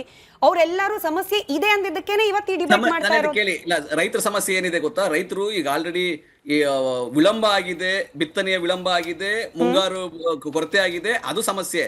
ಈ ಸಮಸ್ಯೆಗಳು ಈಗ ಇಮಿಡಿಯೇಟ್ ಆಗಿ ಅದು ವಿಳಂಬ ಆಗಿದೆ ಅನ್ನೋ ಕಾರಣಕ್ಕಾಗಿ ಇಮಿಡಿಯೇಟ್ ಸಮಸ್ಯೆ ಬಂದಿದೆ ಅಂತ ಏನಿಲ್ಲ. ಸಮಸ್ಯೆಗಳು ಅದಕ್ಕೆ ಪರ್ಯಾಯವಾಗಿ ಈಗ ಅದಕ್ಕೊಂದು ತಿಂಗಳು ಟೈಮ್ ಇದೆ. ಈ ಮಂತೊಳಗೆ ಎಂಟೊಳಗೆ ಮಳೆ ಬರಲಿಲ್ಲ, ಸಂಪೂರ್ಣ ಮಳೆ ಬರಲಿಲ್ಲ ಅಂದ್ರೆ ಅವ್ರಿಗೆ ಬಿತ್ತನೆ ಬೀಜ ಆಲ್ಟರ್ನೇಟಿವ್ ಆಗಿ ಯಾವ ರೀತಿಯಾಗಿ ಬೀಜಗಳು ಕೊಡಬೇಕು, ಅವ್ರಿಗೆ ಯಾವ ಬೆಳೆಗೆ ಅನುಕೂಲ ಆಗಬೇಕು, ಅವ್ರ ರಸಗೊಬ್ಬರ ಏನು ಕೊಡಬೇಕು, ಅವ್ರಿಗೆ ಸಬ್ಸಿಡಿ ಏನು ಕೊಡಬೇಕು, ಸಾಲ ಮನ್ನಾ ಏನು ಮಾಡಬೇಕು, ಅಥವಾ ಅವ್ರಿಗೆ 6 ತಿಂಗಳು ಟೈಮ್ ಎಕ್ಸ್ಟೆಂಡ್ ಏನು ಮಾಡಬೇಕು, ಬಡ್ಡಿ ಮನ್ನಾ ಮಾಡಬೇಕು, ಅವೆಲ್ಲ ಬರ್ತವೆ ಪ್ರಕ್ರಿಯೆಗಳು. ಅದು ಇವತ್ತು ಮಳೆ ಬಂದಿಲ್ಲ ಅಂತ ತಕ್ಷಣ, ಇವತ್ತು ಸಮಸ್ಯೆ ಇದೆ ಅಂತ ತಕ್ಷಣ ಅದಕ್ಕೆ ಇವತ್ತೇ ಪರಿಹಾರ ಆ ರೀತಿ ಬರೋದಿಲ್ಲ.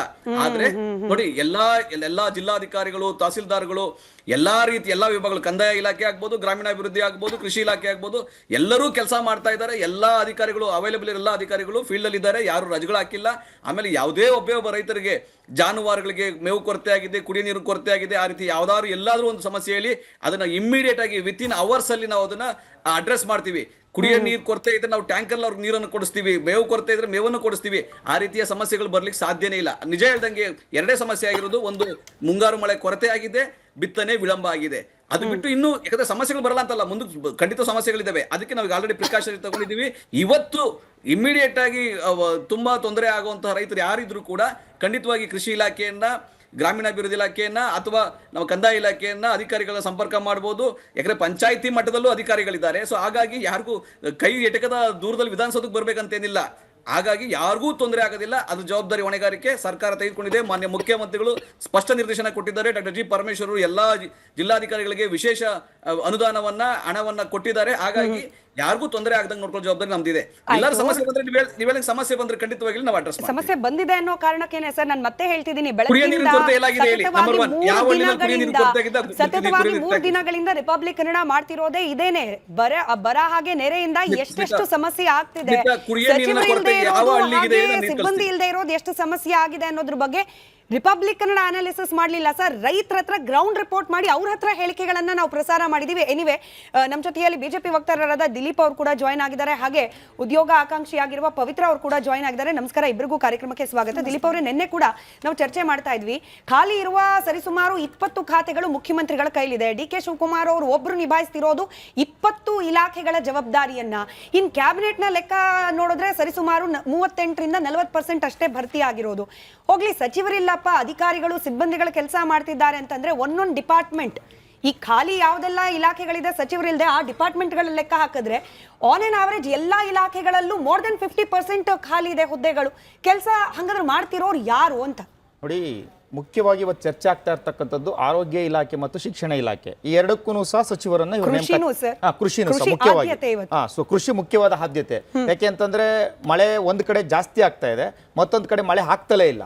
ಆದ್ರೆ ಈ ಕೃಷಿ ವಿಚಾರವಾಗಿ ಮನೆಯ ಸಾಂವಿಧಾನಿಕ ಹುದ್ದೆಯಲ್ಲಿರ್ತಕ್ಕಂಥ ಈ ರಾಜ್ಯದ ಪ್ರಥಮ ಪ್ರಜೆ ಆಗಿರ್ತಕ್ಕಂಥ DK ಶಿವಕುಮಾರ್ ಅವರು ಬಂದು ಏನ್ ಹೇಳ್ತಾರೆ, ಯಾರೂ ಸಹ ಬೆಳೆಗಳನ್ನ ಬೆಳಿಬೇಡಿ ಅಂತ ಹೇಳ್ತಾರೆ. ಇದು ನಮ್ಮ ರಾಜ್ಯದ ದುರಾದೃಷ್ಟ ಅಂತ ಹೇಳ್ಬೋದು. ಯಾಕೆಂತಂದ್ರೆ ಒಂದು ಸಾಂವಿಧಾನಿಕ ಹುದ್ದೆಯಲ್ಲಿ ಇರ್ತಕ್ಕಂಥವ್ರು ಬೆಳೆ ಬೆಳಿಬೇಡಿ ಅಂತ ಹೇಳ್ತಕ್ಕಂಥದ್ದಲ್ಲ. ಅವ್ರು ಏನ್ ಹೇಳ್ಬೇಕಾಗಿತ್ತು ಅಂತಂದ್ರೆ, ನೀವಿದ್ರ ಆಲ್ಟರ್ನೇಟಿವ್ ಏನ್ ಮಾಡಬೇಕು, ಮಳೆ ಕಮ್ಮಿ ಆಗ್ತಾ ಇದೆ, ಏನ್ ಮಾಡಬೇಕು, ನೀವು ಹೈನುಗಾರಿಕೆಯನ್ನ ಜಾಸ್ತಿ ಮಾಡಿ, ಕಡಿಮೆ ನೀರನ್ನು ತೆಗೆದುಕೊಳ್ತಕ್ಕಂಥ ಬೆಳೆಗಳಿಗೆ ಜಾಸ್ತಿ ಆದ್ಯತೆಯನ್ನ ಕೊಡಿ, ಅಥವಾ ಬೇರೆ ಬೇರೆ ಕೋಳಿ ಫಾರ್ಮಿಂಗ್ ಅನ್ನ ಮಾಡಿ ಅಂತ ಈ ರೀತಿ ಹೇಳ್ಬೇಕಾಯ್ತು. ನೀವು ಬಂದು ಮಳೆ ಆಗೋದಿಲ್ಲ, ನೀವು ಬೆಳೆನೇ ಬೆಳಿಬೇಡಿ ಅಂತಂದ್ರೆ ಪಾಪ ಎಲ್ಲೋ ಹಳ್ಳಿನಲ್ಲಿ ಕುತ್ಕೊಂಡಿರ್ತಕ್ಕಂಥ ರೈತ ಏನ್ ಮಾಡ್ಬೇಕು?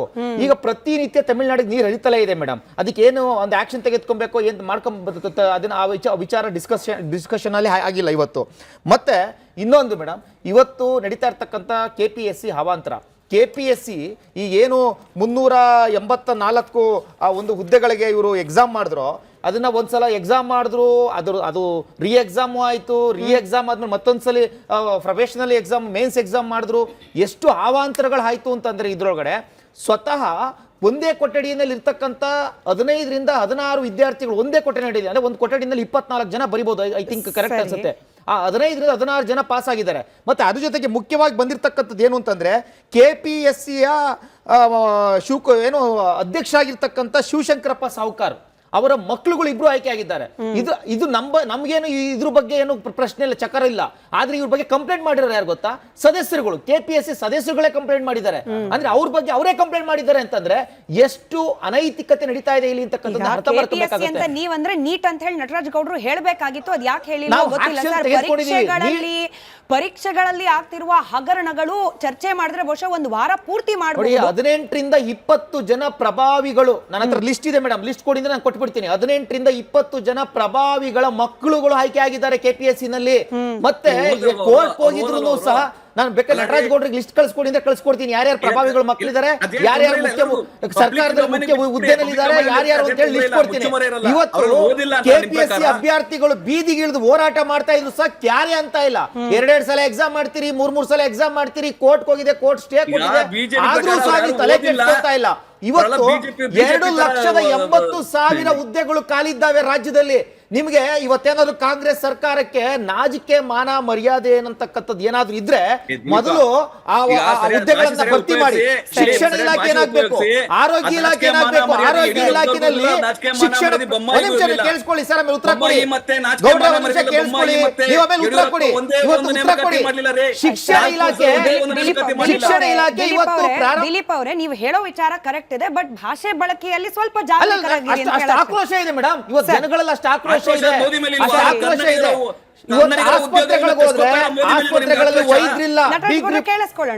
ಆಸ್ಪತ್ರೆಗಳಲ್ಲಿ ವೈದ್ಯರಿಲ್ಲ, ವೈದ್ಯರ ಕೊರತೆ, ಡಿ ಗ್ರೂಪ್ ನೌಕರರಿಲ್ಲ, ಅಲ್ಲಿ ಆಸ್ಪತ್ರೆಗಳಲ್ಲಿ ಫೆಸಿಲಿಟೀಸ್ ಗಳಿಲ್ಲ, ಔಷಧಿಗಳಿಲ್ಲ. ಎಲ್ಲೋ ಒಂದ್ ಕಡೆ ನಾವು ಕೊಡ್ತಿದ್ದಂತ ಜನೌಷಧಿ ಕೇಂದ್ರಗಳನ್ನ ಮುಚ್ಚಿದ್ದಾರೆ ಇವರು. ಮತ್ತೆ ಆಸ್ಪತ್ರೆಗಳಲ್ಲಿ ಇದ್ದಂತ ಸಿಬ್ಬಂದಿಗಳನ್ನ ಹೊರಗುತ್ತಿಗೆ ತೆಗೆದುಕೊಂಡಿದ್ದಾರೆ. ಹೊರಗುತ್ತಿಗೆ ಅವರು ಏನ್ ಕೆಲಸ ಮಾಡ್ತಿದ್ದಾರೆ, ಯಾವಾಗ ಬರ್ತಾರೆ, ಅದನ್ನ ಮಾನಿಟರೇಷನ್ ಮಾಡ್ತಾ ಇಲ್ಲ. ಮತ್ತೆ ಶಿಕ್ಷಣ ಇಲಾಖೆನಲ್ಲಿ ಟೋಟಲ್ ಹುದ್ದೆ ಖಾಲಿರ್ತಕ್ಕಂಥದ್ದು 70,000 ಇತಿಹಾಸದಲ್ಲೇನೆ ಇಷ್ಟೊಂದು ಹುದ್ದೆ ಖಾಲಿ ಇರ್ಲಿಕ್ಕೆ ಸಾಧ್ಯನೇ ಇಲ್ಲ. 61,000 ಅಂತ ಸರ್, ನೀವು 70 ಅಂತಿದ್ದೀರಿ, ಕಾಂತಕುಮಾರ್ ಅವರು 80. ಆಯ್ತು, ಅವರೇಜ್ 70,000 ತೆಗೆದುಕೊಂಬೋಣ ಮೇಡಮ್. ಇವತ್ತು ಮಕ್ಕಳ ಪರಿಸ್ಥಿತಿ ಏನಾಗಬೇಕು? ಶಾಲೆ ಪ್ರಾರಂಭ ಆಗಿದೆ, ಶಿಕ್ಷಣ ಸಚಿವರಿಲ್ಲ, 70,000 ಹುದ್ದೆಗಳು ಖಾಲಿ ಇದ್ದಾವೆ. ಅವರಿಗೆ ಶೂ ಕೊಡಕ್ಕಾಗಿಲ್ಲ, ಅವರಿಗೆ ಪಠ್ಯ ಪುಸ್ತಕಗಳನ್ನ ಕೊಡಕ್ಕಾಗಿಲ್ಲ, ಎಲ್ಲ ಒಂದ್ ಕಡೆ ಬಿಸಿ ಊಟದ ಅಕ್ಕಿ ಕೊರತೆ ಅಂತ ಬರ್ತಾ ಇದೆ. ಏನ್ ಮಾಡ್ತಾ ಇದ್ದಾರೆ ಇವರ ಯೋಗ್ಯತೆಗೆ? ಮೇಡಮ್, ನಾನು ಈ ಭಾಷೆ ಬಳಸಬೇಕೋ ಬಳಸಬಾರ್ದ ಗೊತ್ತಾಗ್ತಾ ಇಲ್ಲ. ಇವರ ಯೋಗ್ಯತೆಗೆ ಮಂತ್ರಿ ಮಂಡಲವನ್ನ 1 ತಿಂಗಳಾಯ್ತಾ ಬಂತು, ಮಂತ್ರಿ ಮಂಡಲವನ್ನ ಎಕ್ಸ್ಪ್ಯಾಂಡ್ ಮಾಡಕ್ಕಾಗ್ತಾ ಇಲ್ಲ. ರಾಜ್ಯದ ಜನತೆ ಜೊತೆ ಆಟ ಆಡ್ತಾ ಇದ್ದಾರೆ. ರಾಜ್ಯದ ಜನತೆ ಆಟ ಆಡ್ತಾರೆ. ದಿಲೀಪ್ ಅವರೇ, ಆಷಾಢ ಕಳೀಲಿ ಅಂತ ಕಾಯ್ತಿದ್ದಾರೆ. ಅಲ್ಲ ಮೇಡಮ್, ಸುಮಾರು 7 ಕೋಟಿ ಜನಸಂಖ್ಯೆ ಇರ್ತಕ್ಕಂಥ ಈ ರಾಜ್ಯದಲ್ಲಿ ಒಂದು ಮಂತ್ರಿ ಮಂಡಲವನ್ನ ಎಕ್ಸ್ಪ್ಯಾಂಡ್ ಮಾಡಕ್ಕಾಗಕ್ಕೆ ಇವರು ಆಷಾಢ ಕಳಿಬೇಕು, ಶ್ರಾವಣ ಕಳಿಬೇಕು ಅಂತ ಡೈಲಾಗ್ ಹೊಡಿತಾರೆ ಅಂತಂದ್ರೆ ಇದು ಇವರ ಒಂದು ನೈತಿಕತೆಯನ್ನ ಮತ್ತೆ ಇವರ ದಿವಾಳಿತನವನ್ನ ತೋರಿಸ್ತಾ ಇದೆ. ನಾನು ಇನ್ನು ರೋಶಿನಿ ಅವ್ರನ್ನ ಮಾತನಾಡಿಸಬೇಕು, ಪವಿತ್ರ ಅವ್ರನ್ನ ಮಾತನಾಡಿಸಬೇಕು. ನಟರಾಜ್ ಗೌಡ 10 ಸೆಕೆಂಡ್ ಅಲ್ಲಿ ಮುಗಿಸಿ. 10 ಸೆಕೆಂಡ್ ನೋಡಿ. ಒಂದು ಕರ್ನಾಟಕದಲ್ಲಿ ಸರ್ಕಾರಿ ಉದ್ಯೋಗಗಳ ನೇಮಕಾತಿ ಆಗಿರ್ಲಿಲ್ಲ, ಅದು ನಾನು ಒಪ್ಕೋತೀನಿ. 2019ರಿಂದ 2023 ಬಿಜೆಪಿ ಸರ್ಕಾರದಲ್ಲಿ ಇಬ್ರು ಮುಖ್ಯಮಂತ್ರಿಗಳು 0 ಅವ್ರ ನೇಮಕಾತಿ 0. ಆದಾಗ್ಯೂ ಕೂಡ ನಮ್ಮ ಬದ್ಧತೆ ಇದೆ. 72,000 ನೇಮಕಾತಿ ಈ ವರ್ಷ ಕಂಪ್ಲೀಟ್ ಆಗಿ ಮುಗಿತದೆ. ಇದು ನಾನು ಭರವಸೆ ಕೊಡ್ತೀನಿ. ನಿಮ್ಮ ಬದ್ಧತೆ 3 ವರ್ಷದಿಂದ ನಾವು ನೋಡಿದೀವಿ. ಹೌದು, ಬಿಜೆಪಿ ಫೇಲ್ಡ್. ನಿಮ್ಗೆ ಸಮಯ ಬಿಜೆಪಿ ಫೇಲ್ಡ್. ಉದ್ಯೋಗ ಆಕಾಂಕ್ಷಿಗಳ ನಿರೀಕ್ಷೆಯನ್ನ ಹುಸಿ ಮಾಡ್ತು ಬಿಜೆಪಿ, ಬಟ್ ಕಾಂಗ್ರೆಸ್ ಏನ್ ಮಾಡ್ತು? 3 ವರ್ಷ ಎಲ್ಲಿತ್ತು ಬದ್ಧತೆ? ಇಡೀ ದೇಶದಲ್ಲಿ ಕರ್ನಾಟಕ ಉದ್ಯೋಗ ಸೃಷ್ಟಿಯಲ್ಲಿ ನಂಬರ್ 1 ಇದೆ. ಕೇಂದ್ರ ಸರ್ಕಾರದ ಉದ್ಯೋಗದಲ್ಲಿ ಬ್ಯಾಂಕ್ ಅಲ್ಲಾಗ್ಲಿ ಮತ್ತೆ ವಿಷಯಗಳು ಕಲ್ತ್ಲಿ ನಟರಾಜ್ ಗೌಡ್ರು ಉದ್ಯೋಗವನ್ನು ಕಸ್ಕೋತಾ ಇದ್ದಾರೆ. ಬಿಜೆಪಿ ಕೇಳ್ತಾರೆ ಕಾಂತಕುಮಾರ್ ಅವರು, ದಿಲೀಪ್ ಅವರು ಒಬ್ಬರಾದ್ಮೇಲೆ ಒಬ್ರು ಮಾತನಾಡೋಣ, ಸೊ ದಟ್ ವೀಕ್ಷಕರಿಗೂ ಕರೆಕ್ಟ್ ಆಗಿ ಕೇಳಿಸುತ್ತೆ. ನಟರಾಜ್ ಗೌಡ್ರು ಇನ್ನು 10 ಸೆಕೆಂಡ್ ಮುಗಿಸ್ಬಿಡಿ. ದಯವಿಟ್ಟು ಕೇಳಿಸ್ಕೊಳ್ಳಿ. ನೋಡಿ, ನಾನು ಹೇಳ್ತಾ ಇದ್ದೀನಿ, ಇಡೀ ದೇಶದಲ್ಲಿ ಹೌದು ಸರ್ಕಾರಿ ಉದ್ಯೋಗ ನೇಮಕಾತಿ ಆಗಿಲ್ಲ, ಇಡೀ ದೇಶದಲ್ಲಿ ಖಾಸಗಿ ಉದ್ಯೋಗದಲ್ಲಿ ಸೃಷ್ಟಿನಲ್ಲಿ ನಂಬರ್ 1 ಇದ್ದೀವಿ ಕರ್ನಾಟಕ. ನಂಬರ್ 1 ಇಡೀ ದೇಶನೇ ಈ ಬೆಂಗಳೂರು ಕಡೆ ಬರ್ತಾ ಇದೆ ಉದ್ಯೋಗ ಸೃಷ್ಟಿ ಆಗಿರೋದ್ರಿಂದ. ಎರಡನೇದು ಏನ್ ಹೇಳ್ತಾ ಇದೀನಿ ಅಂದ್ರೆ, ಕೇಂದ್ರ ಸರ್ಕಾರದ ಉದ್ಯೋಗದಲ್ಲೂ ಅಷ್ಟೇ, ಏನು ಈಗ ರೈಲ್ವೇಸ್ ಆಗ್ಬೋದು, ಬ್ಯಾಂಕಿಂಗ್ ಅಲ್ಲಿ ಆಗ್ಬೋದು, ಕನ್ನಡಿಗರ ಉದ್ಯೋಗವನ್ನು ಕೂಡ ಕೇಂದ್ರ ಸರ್ಕಾರ ಕಸ್ಕೋತಾ ಇದೆ. ಕನ್ನಡದಲ್ಲಿ ಎಕ್ಸಾಮ್ ಮಾಡ್ದಲೆ ಕೇವಲ ಹಿಂದಿ ಮತ್ತು ಇಂಗ್ಲಿಷ್ ಅಲ್ಲಿ ಎಕ್ಸಾಮ್ ಮಾಡ್ಕೊಂಡು. ಇದ್ರ ಬಗ್ಗೆ ಮಾನ ಮರ್ಯಾದೆ ಕೇಂದ್ರ ಸರ್ಕಾರಕ್ಕೆ ಇದೆಯಾ, ಬಿಜೆಪಿ ನಾಯಕರಿಗೆ ಇದೆಯಾ ಅಂತ ಕೇಳ್ಬೇಕು. ನಮ್ಮ ಹೋರಾಟಕ್ಕೆ ಬೆಂಬಲ ಕೊಡದಲೆ ಅದಕ್ಕೆ ವಿರೋಧ ಮಾಡ್ತಾರೆ ಬಿಜೆಪಿ ಅವರು. ಪಕೋಡ ಮಾರಿ ಅಂತ ಹೇಳ್ಬಿಟ್ಟು ಬಿಜೆಪಿಗರು ಉದ್ಯೋಗ ಸೃಷ್ಟಿ ಮಾಡ್ದಲೆ ಬಿಜೆಪಿ ಸರ್ಕಾರ, ಕೇಂದ್ರ ಸರ್ಕಾರ MDH ದಮ್ ಆಲು, ನಾಲ್ ತಡ್ಕ ಮತ್ತು ಮಶ್ರೂಮ್ ಮಸಾಲೆ. MDH ನಿಂದ ಊಟ ಪ್ರತಿ ಸಲ ಸ್ವಾದಿಷ್ಟಕರ. MDH ಯಾವಾಗ್ಲೂ ನಿಮ್ಗೆ ಹೊಸ ರುಚಿ ನೀಡಲು ಪ್ರತಿಬದ್ಧವಾಗಿದೆ. ನಿಮ್ ವಾಯ್ಸ್ ಮ್ಯೂಟ್ ಆಯ್ತು ನಟರಾಜ್ ಗೌಡ್ರೆ. ನೀವೇ ವಿ ನೋ 10 ಲಕ್ಷ ಹತ್ರ ಕೇಂದ್ರ ಸರ್ಕಾರದಲ್ಲೂ ಕೂಡ ಉದ್ಯೋಗ ಭರ್ತಿ ಆಗೋದ್ ಬಾಕಿ ಇದೆ ಅಂತ ಹೇಳಿ ಅವ್ರು ಪಕೋಡ ಮಾರಿ ಅಂತಂದ್ರು. ರಾಜ್ಯ ಸರ್ಕಾರ ಅದನ್ನಾದ್ರೂ ಹೇಳ್ತಿಲ್ವಲ್ಲ ಅನ್ನೋ ಬೇಸರ ಬಂದೆ ಸರ್. ರೋಶ್ನಿ ಅವ್ರದ್ದು ಒಂದು ರಿಯಾಕ್ಷನ್ ತಗೊಂಡು ವಾಪಸ್ ಬರ್ತೀನಿ. ರೋಶ್ನಿ ಮೇಡಮ್, ಶಿಕ್ಷಣ ಇಲಾಖೆ ಅಂತ ತೆಗೆದುಕೊಂಡ್ರೆ ಈಗ ಬೇರೆ ಬೇರೆ ಇಲಾಖೆಗಳಿಗೆ ಕೆಲ್ಸಕ್ಕೆ ಹೋಗ್ಬೇಕು ಅಂದ್ರೆ ಅರ್ಹತೆ ಸಂಪಾದನೆ ಮಾಡ್ಲಿಕ್ಕೆ ವಿದ್ಯಾವಂತರಾಗಬೇಕು. ಹಂಗ್ ವಿದ್ಯಾವಂತರನ್ನ ಮಾಡ್ಬೇಕು ಅಂತಂದ್ರೆ ಶಿಕ್ಷಕರು ಬೇಕು. ಶಿಕ್ಷಕರ ಕೊರತೆನೆ ಇಷ್ಟಿರುವಾಗ ಪರ್ಯಾಯ ಏನು? ನಾವು ಅತಿಥಿ ಶಿಕ್ಷಕರನ್ನ ನೇಮಕ ಮಾಡ್ಕೊಂಡ್ ಬಿಡ್ತೀವಿ, ಒಟ್ನಲ್ಲಿ ಮಕ್ಳಿಗೆ ಪಾಠ ಕಲಿಸ್ಬಿಡ್ತೀವಿ. ಅಲ್ಲಿಗೆ ನೀವು ಎಲ್ಲದಕ್ಕೂ ಆಲ್ಟರ್ನೇಟಿವ್ ಹುಡ್ಕೊಂಡು ಹೋದ್ರೆ ಆಲ್ಟರ್ನೇಟಿವ್ ಆಗಿ ಬಂದವರ ಬದ್ಧತೆ ಎಷ್ಟಿರುತ್ತೆ, ಕ್ವಾಲಿಟಿ ಆಫ್ ವರ್ಕ್ ಎಷ್ಟಿರುತ್ತೆ, ಪರ್ಮನೆಂಟ್ ಕೆಲಸ ಬೇಕು ಅಂತ ಕಾಯ್ತಿರುವವರ ಬದುಕು ಭವಿಷ್ಯ, ಅದ್ರ ಪ್ರಶ್ನೆ ಏನು ಅಂತ. ಆ್ಯಕ್ಚುಲಿ ಹೇಳಬೇಕು ಅಂತಂದರೆ, ಒಟ್ಟು ಮಂಜೂರು ಹುದ್ದೆಗಳು ರಾಜ್ಯದ ಒಂದು ಜನಸಂಖ್ಯೆಗೆ ಅನುಗುಣವಾಗಿ ಹಿಂದೆ, ಇವಾಗಲ್ಲ, ಒಂದು 50 ವರ್ಷದ ಹಿಂದೆ ಇವತ್ತಿನ ಜನಸಂಖ್ಯೆಗೆ ಅನುಗುಣವಾಗಿ ಅದನ್ನು ಮಾಡಿರೋದಲ್ಲ. ಒಂದು 50 ವರ್ಷ 60 ವರ್ಷ ಯಾವಾಗ ನಮ್ಮ ಸ್ವತಂತ್ರ ಆಯಿತು, ಯಾವಾಗ ನಾವು ಹುದ್ದೆಗಳನ್ನು ಇಲಾಖಾವಾರು ಹಂಚಿಕೆ ಮಾಡಲಾಯಿತು, ಆ ಸಮಯದಲ್ಲಿ ನಮ್ಮ ಹುದ್ದೆಗಳು ಮಂಜೂರಾಗಿರ್ತಕ್ಕಂಥ ಒಟ್ಟು ಹುದ್ದೆಗಳು 7,72,000. ಅದರಲ್ಲಿ ಈಗ ಇರ್ತಕ್ಕಂಥ ಒಂದು ಹುದ್ದೆಗಳು ಎಷ್ಟು ಅಂತಂದರೆ 5,16,000. ಈ ಖಾಲಿ ಇರ್ತಕ್ಕಂಥ ಹುದ್ದೆಗಳು 2.5 ಲಕ್ಷ ಖಾಲಿ ಇರ್ತಕ್ಕಂಥ ಹುದ್ದೆಗಳು. ಇಲ್ಲಿ ಆಲ್ಮೋಸ್ಟ್ 50%. ಇಲ್ಲಿ ನಮ್ಗೆ ಏನಾಗ್ತಾ ಇದೆ ಅಂತಂದ್ರೆ, ನಮ್ಮ ನೌಕರರ ಮೇಲೆ ಒತ್ತಡ ಜಾಸ್ತಿ ಆಗ್ತಾ ಇದೆ. ಒಬ್ಬ ನೌಕರ 10 ಜನ 4 ಜನ 3 ಜನ ಮಾಡ್ತಕ್ಕಂಥ ಕೆಲಸನ ಒಬ್ಬ ನೌಕರನ ಮೇಲೆ ಅದು ಒತ್ತಡ ಹೆಚ್ಚಿಗೆ ಆಗಿ ಅದು ಇವತ್ತು ಅವರ ಆರೋಗ್ಯದ ಸಮಸ್ಯೆ ಆಗಲಿ, ಕೌಟುಂಬಿಕ ಸಮಸ್ಯೆ ಆಗಲಿ, ಸಾಮಾಜಿಕ ಸಮಸ್ಯೆ ಆಗಲಿ, ಎಲ್ಲ ರೀತಿಯಲ್ಲಿ ಪರಿಣಾಮವನ್ನು ಬೀರ್ತಾ ಇದೆ ನಮ್ಮ ನೌಕರರ ಮೇಲೆ. ಯಾವ ರೀತಿ ಅಂತಂದರೆ, ಹೃದಯಾಘಾತ ಆಯಿತು, ಆಮೇಲೆ ಕೆಲವೊಂದ್ಸಲ ಆಕ್ಸಿಡೆಂಟ್ ಆಯಿತು, ಕೆಲವೊಂದ್ಸಲ ಅವರ ಆತುರದಲ್ಲಿ ಹೋಗ್ತಾ ಇರಬೇಕಾದ್ರೆ ಆಕ್ಸಿಡೆಂಟ್ ಆಗುತ್ತೆ. ಮತ್ತು ನಮ್ಮ ನೌಕರರಿಗೂ ಕೂಡ BP, ಶುಗರು, ಆಮೇಲೆ ಬೇರೆ ಬೇರೆ ಕಾಯಿಲೆಗಳು ಒಂದು ಒತ್ತಡದ ಮೂಲಕ ಬರ್ತಾ ಇದೆ. ಆಮೇಲೆ ಆ ಒತ್ತಡದ ಜೊತೆಯಲ್ಲಿ ಕೌಟುಂಬಿಕ ಸಮಸ್ಯೆಗಳು ಕೂಡ, ಕೌಟುಂಬಿಕ ಕಲಹಗಳು ಕೂಡ ಆಗ್ತಾ ಇದೆ. ಇವತ್ತು ಹೆಚ್ಚಿನ ಸಂಖ್ಯೆಯಲ್ಲಿ ಕುಟುಂಬ ಕೂಡ ಒಡೆದೋಗ್ತಾ ಇದೆ. ವಿಶೇಷವಾಗಿ ಶಿಕ್ಷಣ ಇಲಾಖೆಯಲ್ಲಿ ಮತ್ತು ಶಿಕ್ಷಕರಲ್ಲಿ ಏನು ಆಗ್ತಾ ಇದೆ ಅಂತಂದ್ರೆ, ಶಿಕ್ಷಕರ ಕೊರತೆ ಇದೆ. ಶಿಕ್ಷಕರಿಗೆ ಅತಿ ಹೆಚ್ಚಿನ ಒಂದು ಒತ್ತಡ ಕೂಡ ಅವರಿಗಿದೆ. ಒಬ್ಬ ಶಿಕ್ಷಕ, ಇವತ್ತು ಎಲ್ಲರೂ ಹೇಳ್ತಾ ಇದ್ರು, ಶಿಕ್ಷಕನ ಕೈಯಲ್ಲಿ ಚಾಕ್ ಪೀಸ್ ಕೊಡಬೇಕು, ಮೊಬೈಲ್ ಕೊಡೋದಲ್ಲ ಅಂತ. ಇವಾಗ ಕ್ಯಾಂಪ್ಸ್ ಅಂತ ಹೇಳಿ ಕೂಡ ನಾವು ಅದು ಗುಡ್ ಸರ್ವಿಸ್, ಗುಡ್ ಮತ್ತೆ ಪ್ರಾಕ್ಟೀಸಸ್ ಅಂತ ಹೇಳಿ ನಾವು ತಗೊಳ್ತಾ ಇದ್ದೀವಿ. ಬಟ್ ಅದರಿಂದ ಏನಾಗ್ತಾ ಇದೆ, ಒಬ್ಬ ಶಿಕ್ಷಕನ ಮೇಲೆ ಅನೇಕ ಒಂದು ದಿನದಲ್ಲಿ ಅವರು ಶಿಕ್ಷಣ ಮಕ್ಕಳಿಗೆ ಬೋಧನೆ ಮಾಡೋದಕ್ಕಿಂತ ಹೆಚ್ಚಿನದಾಗಿ ಬೇರೆ ಬೇರೆ ಚಟುವಟಿಕೆಯಲ್ಲಿ ಅವರಿಗೆ ಬೇರೆ ಬೇರೆ ಕೆಲಸ ಕಾರ್ಯಗಳು ವಹಿಸ್ಕೊಟ್ಟಿದ್ದಾರೆ. ಇವತ್ತು ನಾವು ಹೇಳ್ತಕ್ಕಂಥದ್ದು ಏನಂತಂದ್ರೆ, ಶಿಕ್ಷಕರಿಗೆ ಬರೀ ಬೋಧನೆ ಮಾಡೋದಕ್ಕೆ ಮಾತ್ರ ಕೊಡಿ, ಅವರಿಗೆ ಶಿಕ್ಷಕರೇತರ ಪಠ್ಯೇತರ ಬೋಧಕೇತರ ಕೆಲಸಗಳನ್ನು ಅವರಿಗೆ ಕೊಡಬೇಡಿ ಅಂತ ಹೇಳ್ತೇವೆ. ಅದೇ ರೀತಿಯಲ್ಲಿ ಬೇರೆ ಬೇರೆ ಇಲಾಖೆಯಲ್ಲಿ ನಾವು ಇವತ್ತು ಹೆಚ್ಚಿನ ರೀತಿಯಲ್ಲಿ ಔಟ್ಸೋರ್ಸಿಂಗ್ ಅಂತ ನಾವೇನು ಹೇಳ್ತೀವಿ, ಹೊರಗುತ್ತಿಗೆ ನೌಕರರು ಇವಾಗ ಬೇರೆ ಬೇರೆ ಇಲಾಖೆಯಲ್ಲಿ 50%ಗಿಂತ ಹೆಚ್ಚಿನದಾಗಿ, 50%ಗಿಂತ ಹೆಚ್ಚಿನದಾಗಿ ಖಾಲಿ ಹುದ್ದೆಗಳಿದ್ದಾವೆ. ಹೊರಗುತ್ತಿಗೆ ನೌಕರರನ್ನ ತೆಗೆದುಕೊಂಡು ಕೆಲಸ ಕಾರ್ಯಗಳನ್ನು ನಿರ್ವಹಿಸ್ತಾ ಇದ್ದಾರೆ. ಆದರೆ ಅವರಿಗೆ ಜವಾಬ್ದಾರಿ ಅಂತಕ್ಕಂಥದ್ದು ಇರೋದಿಲ್ಲ, ಬದ್ಧತೆ ಅನ್ನೋದು ಇರೋದಿಲ್ಲ. ಏನಾದರೂ ಸಮಸ್ಯೆ ಆದಾಗ ನಮ್ಮ ಸರ್ಕಾರಿ ನೌಕರರೇ ತಲೆದಂಡ ಕೊಡ್ಬೇಕಾಗತ್ತೆ. ಅವ್ರನ್ನೇ ಸಸ್ಪೆಂಡ್ ಮಾಡ್ತಾರೆ, ಅವ್ರಿಗೆ ಶಿಕ್ಷೆಗಳನ್ನ ಕೊಡ್ತಾರೆ, ಅವ್ರಿಗೇನೆ ನಾವೇ ಅದನ್ನ ಬೆಲೆಯನ್ನ ಶಿಸ್ತಿಗೆ ಒಳಪಡ್ತೇವೆ ಹೊರತಾಗಿ ಹೊರ ಗುತ್ತಿಗೆ ನೌಕರರು ಅದನ್ನ ಪಡೋದಿಲ್ಲ. ನಾವು ಕೂಡ ಅನೇಕ ಬಾರಿ ಸರ್ಕಾರಕ್ಕೆ ಮನವಿಯನ್ನು ಮಾಡಿದ್ದೇವೆ, ಈ ಖಾಲಿ ಹುದ್ದೆಗಳನ್ನು ಭರ್ತಿ ಮಾಡಿ ಆಮೇಲೆ ಹೊರಗುತ್ತಿಗೆ ನೌಕರರನ್ನ ತೆಗೆದುಕೊಳ್ಳೋದು ಬೇಡ, ಅವರನ್ನೇ ಕೂಡ ಸರ್ಕಾರಿ ನೌಕರರಾಗಿ ಮಾಡಿದ್ರೆ ಇವತ್ತು ಏನು ನಾವು ಬೇರೆ ಬೇರೆ ಕೆಲಸದಲ್ಲಿ ನಾವು ಇರ್ತೇವೆ. ಬಹಳಷ್ಟು ಒತ್ತಡ ಇವತ್ತು ನಮ್ಮ ಸರ್ಕಾರಿ ನೌಕರರ ಮೇಲೆ ಇದೆ. ಸರಿ, ಕ್ಷಮೆ ಇರಲಿ ಮೇಡಮ್. TB ಜಯಚಂದ್ರ ಅವರು ನಮ್ಮ ಜೊತೆ ದೂರವಾಣಿ ಸಂಪರ್ಕದಲ್ಲಿದ್ದಾರೆ. ಸರ್ ನಮಸ್ಕಾರ. ನಮಸ್ಕಾರ, ಹೇಳಮ್ಮ. ಕೃಷಿ ಇಲಾಖೆಯಲ್ಲಿ ಸರ್ ಸಚಿವರೂ ಇಲ್ಲ, ಮತ್ತೊಂದು ಕಡೆಯಲ್ಲಿ ಸಿಬ್ಬಂದಿ ಕೊರತೆ ಕೂಡ ಇದೆ ಅನ್ನೋದು ರೈತರನ್ನ ಕಂಗಡಿಸಿದೆ. ಬೆಳಗ್ಗಿನಿಂದ ರಿಪಬ್ಲಿಕನ್ ಇದೇ ವಿಚಾರಕ್ಕೆ ಅಭಿಯಾನ ಮಾಡಿದೆ ಸರ್. ಒಂದು ಚಿಕ್ಕ ಲೆಕ್ಕ, ಕ್ಷಮೆ ಇರಲಿ, ಒಂದು 10 ಸೆಕೆಂಡ್ ಎಕ್ಸ್ಟ್ರಾ ತಗೊಂಡು ಪ್ರಶ್ನೆ ಕೇಳ್ತಿದ್ದೀನಿ. ಕಲಬುರಗಿಯಲ್ಲಿ ಒಟ್ಟಿರೋದು 199, ಅಲ್ಲಿರೋ ಸಿಬ್ಬಂದಿ ಕೇವಲ 136. ಗದಗದಲ್ಲಿ 200 ಇರೋದು ಹುದ್ದೆ 116. ಸರ್, ನಾನು ಬರೀ ಕೃಷಿ ಇಲಾಖೆ ಲೆಕ್ಕ ಕೊಡ್ತಾ ಇದ್ದೀನಿ. ಬೀದರ್ನಲ್ಲಿ 254, 154 ಖಾಲಿ ಇದೆ. ಅಂದ್ರೆ ಆಲ್ಮೋಸ್ಟ್ ಸರ್ ರಾಜ್ಯದ ಯಾವುದೇ ಜಿಲ್ಲೆಯಲ್ಲಿ ಕೈಗೊಂಡು ನೀವು ಲೆಕ್ಕ ಹಾಕಿದ್ರು ಕೂಡ ಮೋರ್ ದೆನ್ 50% ವೇಕೆನ್ಸಿ. ಸಚಿವರು ಇಲ್ಲ, ಸಿಬ್ಬಂದಿನೂ ಇಲ್ಲ, ರೈತರ ಕತೆ ಏನು ಸರ್ ಹಾಗಾದ್ರೆ? ನಾನು ಕೃಷಿ ಮಂತ್ರಿ ಆಗಿದ್ದವನು. ಸುಮಾರು 27 ವರ್ಷದಿಂದ ಕೃಷಿ ಮಂತ್ರಿ ಆಗಿದ್ದೆ ನಾನು. ನಿಜ, ನಾನು ಒಪ್ತೇನೆ, ಇವತ್ತು ವೇಕೆನ್ಸೀಸ್ ತುಂಬಾ ಇದೆ. ವೇಕೆನ್ಸೀಸು ನಾನು ಇದ್ದಾಗ ಅಸಿಸ್ಟೆಂಟ್ ಡೈರೆಕ್ಟರ್ಸು ಮತ್ತು ಅಗ್ರಿಕಲ್ಚರ್ ಆಫೀಸರ್ಸು ಅವ್ರನ್ನ ಫಿಲಪ್ ಮಾಡಿದ್ಬಿಟ್ರೆ ತದನಂತರ ಆಗಲಿಲ್ಲ. ಇದಕ್ಕೆ ಯಾರೊಬ್ಬರನ್ನು ಹೊಣೆ ಮಾಡಕ್ ಬರೋದಿಲ್ಲ. ಸಕ್ಸಸಿವ್ ಗೌರ್ಮೆಂಟ್ ಬಂದಾಗ ರಿಟೈರ್ಮೆಂಟ್ ಆದಂಗೆ ವೇಕೆನ್ಸೀಸ್ಗಳನ್ನ ಫಿಲಪ್ ಮಾಡಬೇಕು. ಅದು ವೇಕೆನ್ಸಿಗಳು ಫಿಲಪ್ ಆಗಿಲ್ಲ. ಈಗ ಇಂಟರ್ನಲ್ ರಿಸರ್ವೇಷನ್ ಅಂತ ಪ್ರಾಬ್ಲಮ್ ಬಂದ ಹಿನ್ನೆಲೆಯಲ್ಲಿ ರಿಕ್ರೂಟ್ಮೆಂಟ್ ಆಗಿಲ್ಲ. ಈಗ ನಮ್ಮ ಹೊಸ ಸರ್ಕಾರ DK ಶಿವಕುಮಾರ್ ಅವರು ಈಗಾಗಲೇ ಒಂದು ದಿಟ್ಟವಾದಂತ, ಹಿಂದೆನೂ ಕೂಡ ತೀರ್ಮಾನ ಆಗಿತ್ತು, ಇಂಟರ್ನಲ್ ರಿಸರ್ವೇಷನ್ ಯಾವ ಪ್ರಪೋರ್ಷನ್ ಅಲ್ಲಿ ಇರಬೇಕು ಅಂತ ಹೇಳಿ. ಈಗ ಅದಕ್ಕೆ ಪ್ರಕ್ರಿಯೆ ಪ್ರಾರಂಭ ಆಗಿದೆ. ಅದೊಂದು ಒಳ್ಳೆ ಬೆಳವಣಿಗೆ. ಈಗ ನಾವು ಒಟ್ಟು 7.5 ಲಕ್ಷ ನೌಕರರು ಇರ್ತಕ್ಕಂಥದ್ದು ಕರ್ನಾಟಕ ಸರ್ಕಾರದಲ್ಲಿ. ಸುಮಾರು 2.25 ಲಕ್ಷ ವೇಕೆನ್ಸೀಸ್ ಇದೆ. ಆ ವೇಕೆನ್ಸೀಸ್ ನಲ್ಲಿ ಫಿಲಪ್ ಮಾಡೋದಕ್ಕೋಸ್ಕರ ಟೆಂಪರರಿಯಾಗಿ ತಗೊಳ್ತಕ್ಕಂಥ ಕೆಲಸವನ್ನ ಮಾಡ್ತಾ ಇರ್ತಕ್ಕಂಥದ್ದೇ. ಬಟ್ ಸ್ಟಿಲ್ ಹಾ ಸರ್ ಕೇಳಿಸ್ತಾ ಇದೆ. ಬಟ್ ಸ್ಟಿಲ್ ಸರ್ ಕೃಷಿ ಇಲಾಖೆಗೆನೆ ಸ್ಪೆಸಿಫಿಕ್ ಆಗಿ ಕೇಳೋಂಗಿದ್ರೆ ನೀವು ಹೇಳಿದ್ರಿ ಅಂದ್ರೆ ಉನ್ನತ ಅಧಿಕಾರಿಗಳ ನೇಮಕವನ್ನು ನೀವು ಮಾಡಿದ್ರಿ ಅಂತ ಹೇಳಿ ಅದಕ್ಕೆ ಲೆಕ್ಕನೂ ಕರೆಕ್ಟ್ ಆಗಿದೆ ಸರ್. ನಾನು ಆಗ್ಲೇನೂ ಹೇಳ್ತಿದ್ದೆ ಗ್ರೂಪ್ ಎ ಅಪ್ ಟು 9% ಅಷ್ಟೇ ಅಲ್ಲ ಜಯಚಂದ್ರ ಸರ್. ಬಟ್ ಈ ಗ್ರೂಪ್ ಬಿ ಸಿ ಡಿ ಅದ್ರ ನೇಮಕ ಯಾಕೆ ಇಷ್ಟು ಅಂದ್ರೆ 70%, 79% ಖಾಲಿ? ಇದನ್ನ ನಾವು ಸಕ್ಸಸಿವ್ ಗವರ್ಮೆಂಟ್ಸ್ ಎಲ್ಲಾ ಕಡೆನೂ ಕೂಡ ಅಪಾಯಿಂಟ್ಮೆಂಟ್ ಡಿಲೇ ಆಗಿದೆ.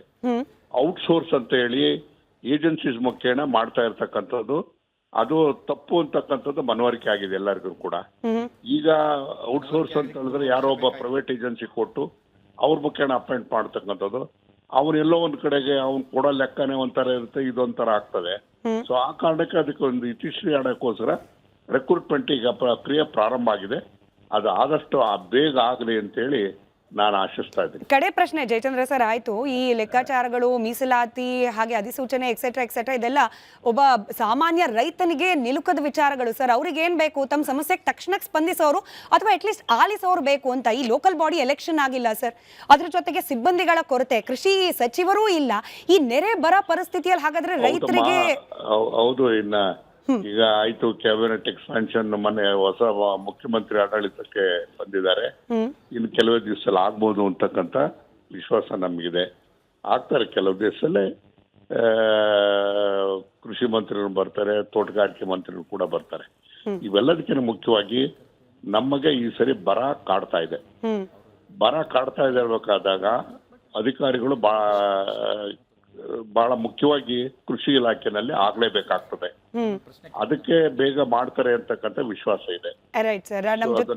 ಅದು ಏನಾಗಿದೆ ಅಂದ್ರೆ ಇಲ್ಲಿ ಒಂದು ಕಡೆ ಬರ ಇರತಕ್ಕಂಥ ಹಿನ್ನೆಲೆಯಲ್ಲಿ ಇನ್ಶೂರೆನ್ಸ್ ಮಾಡೋದು ಪ್ರಾಬ್ಲಮ್ ಆಗಿದೆ.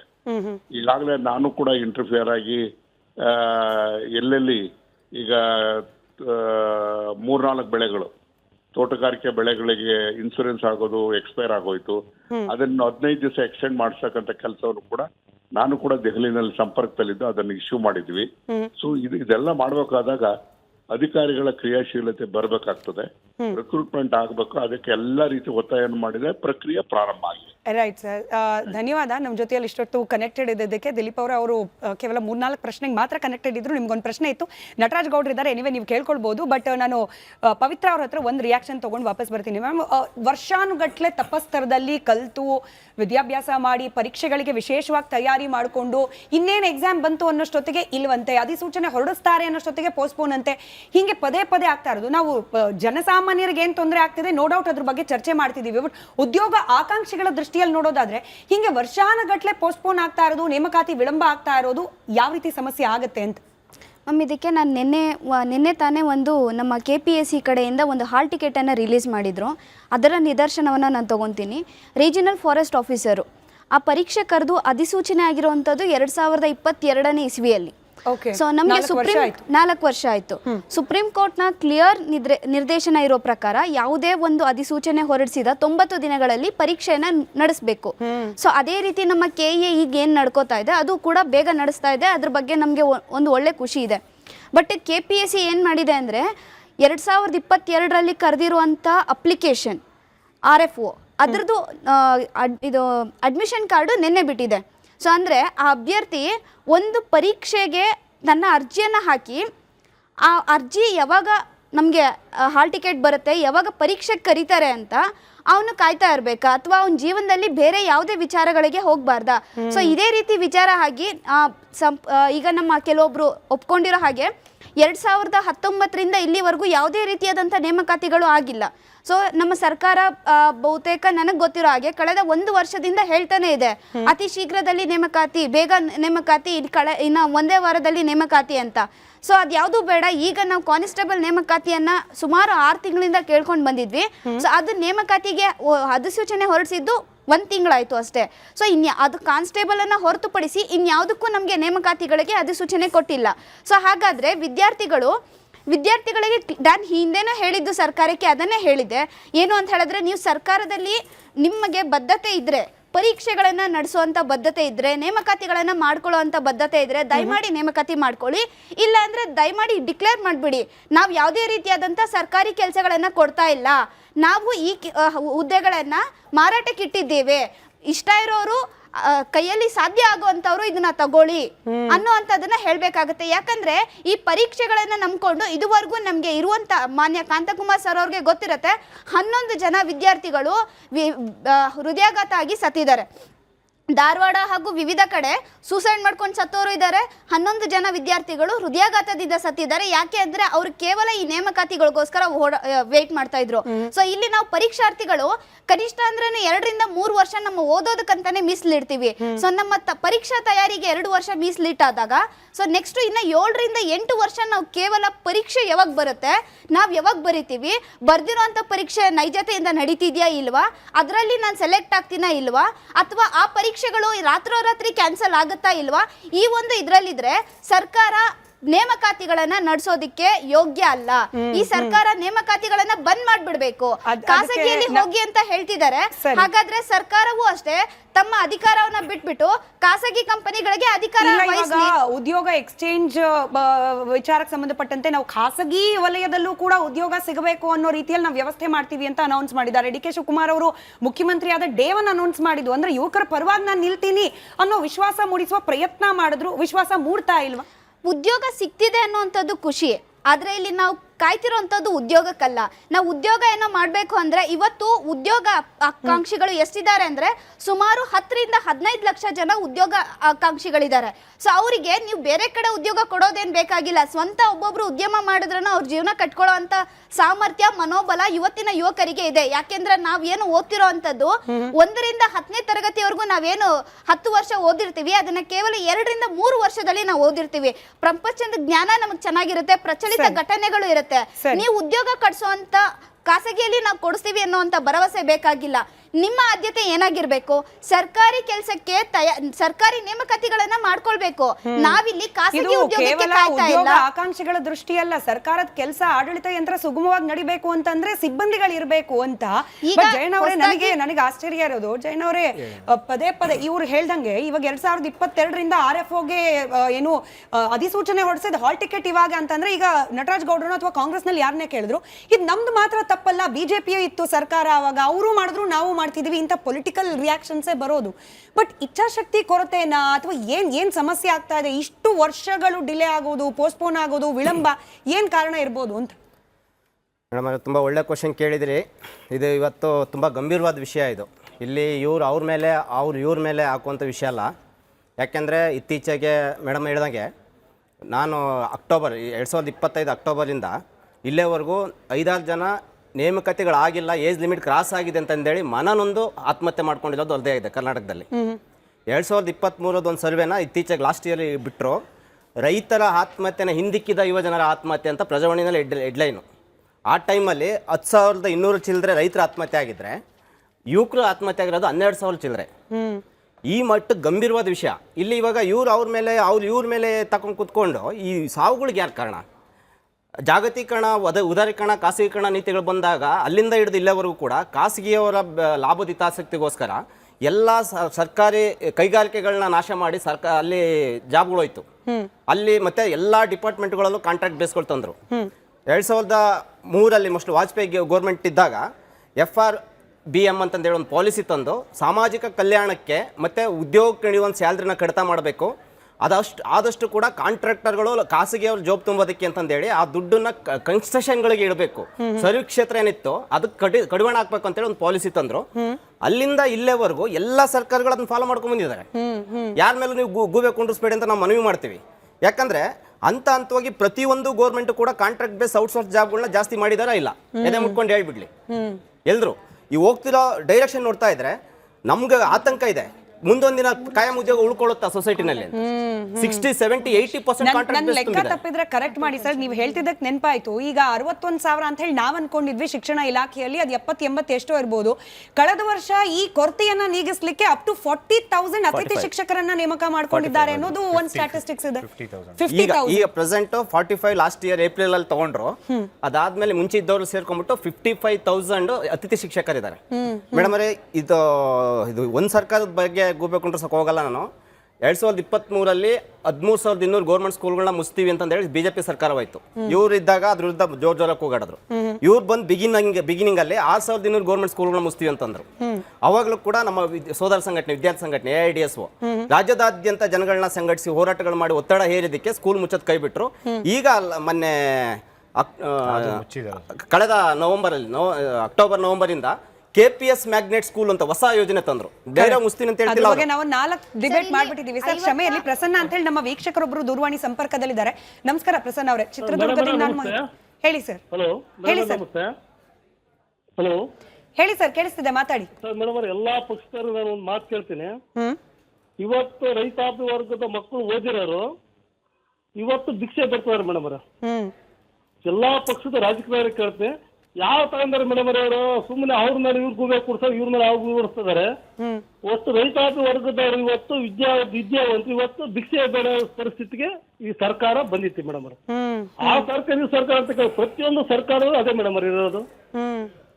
ಇದಕ್ಕೆ ಉತ್ತರ ಏನ್ ಕೊಡ್ತಾರೆ ಮೇಡಮ್ ಅವರು? ಅದೇ ಮೇಡಮ್ ಅವರೇ.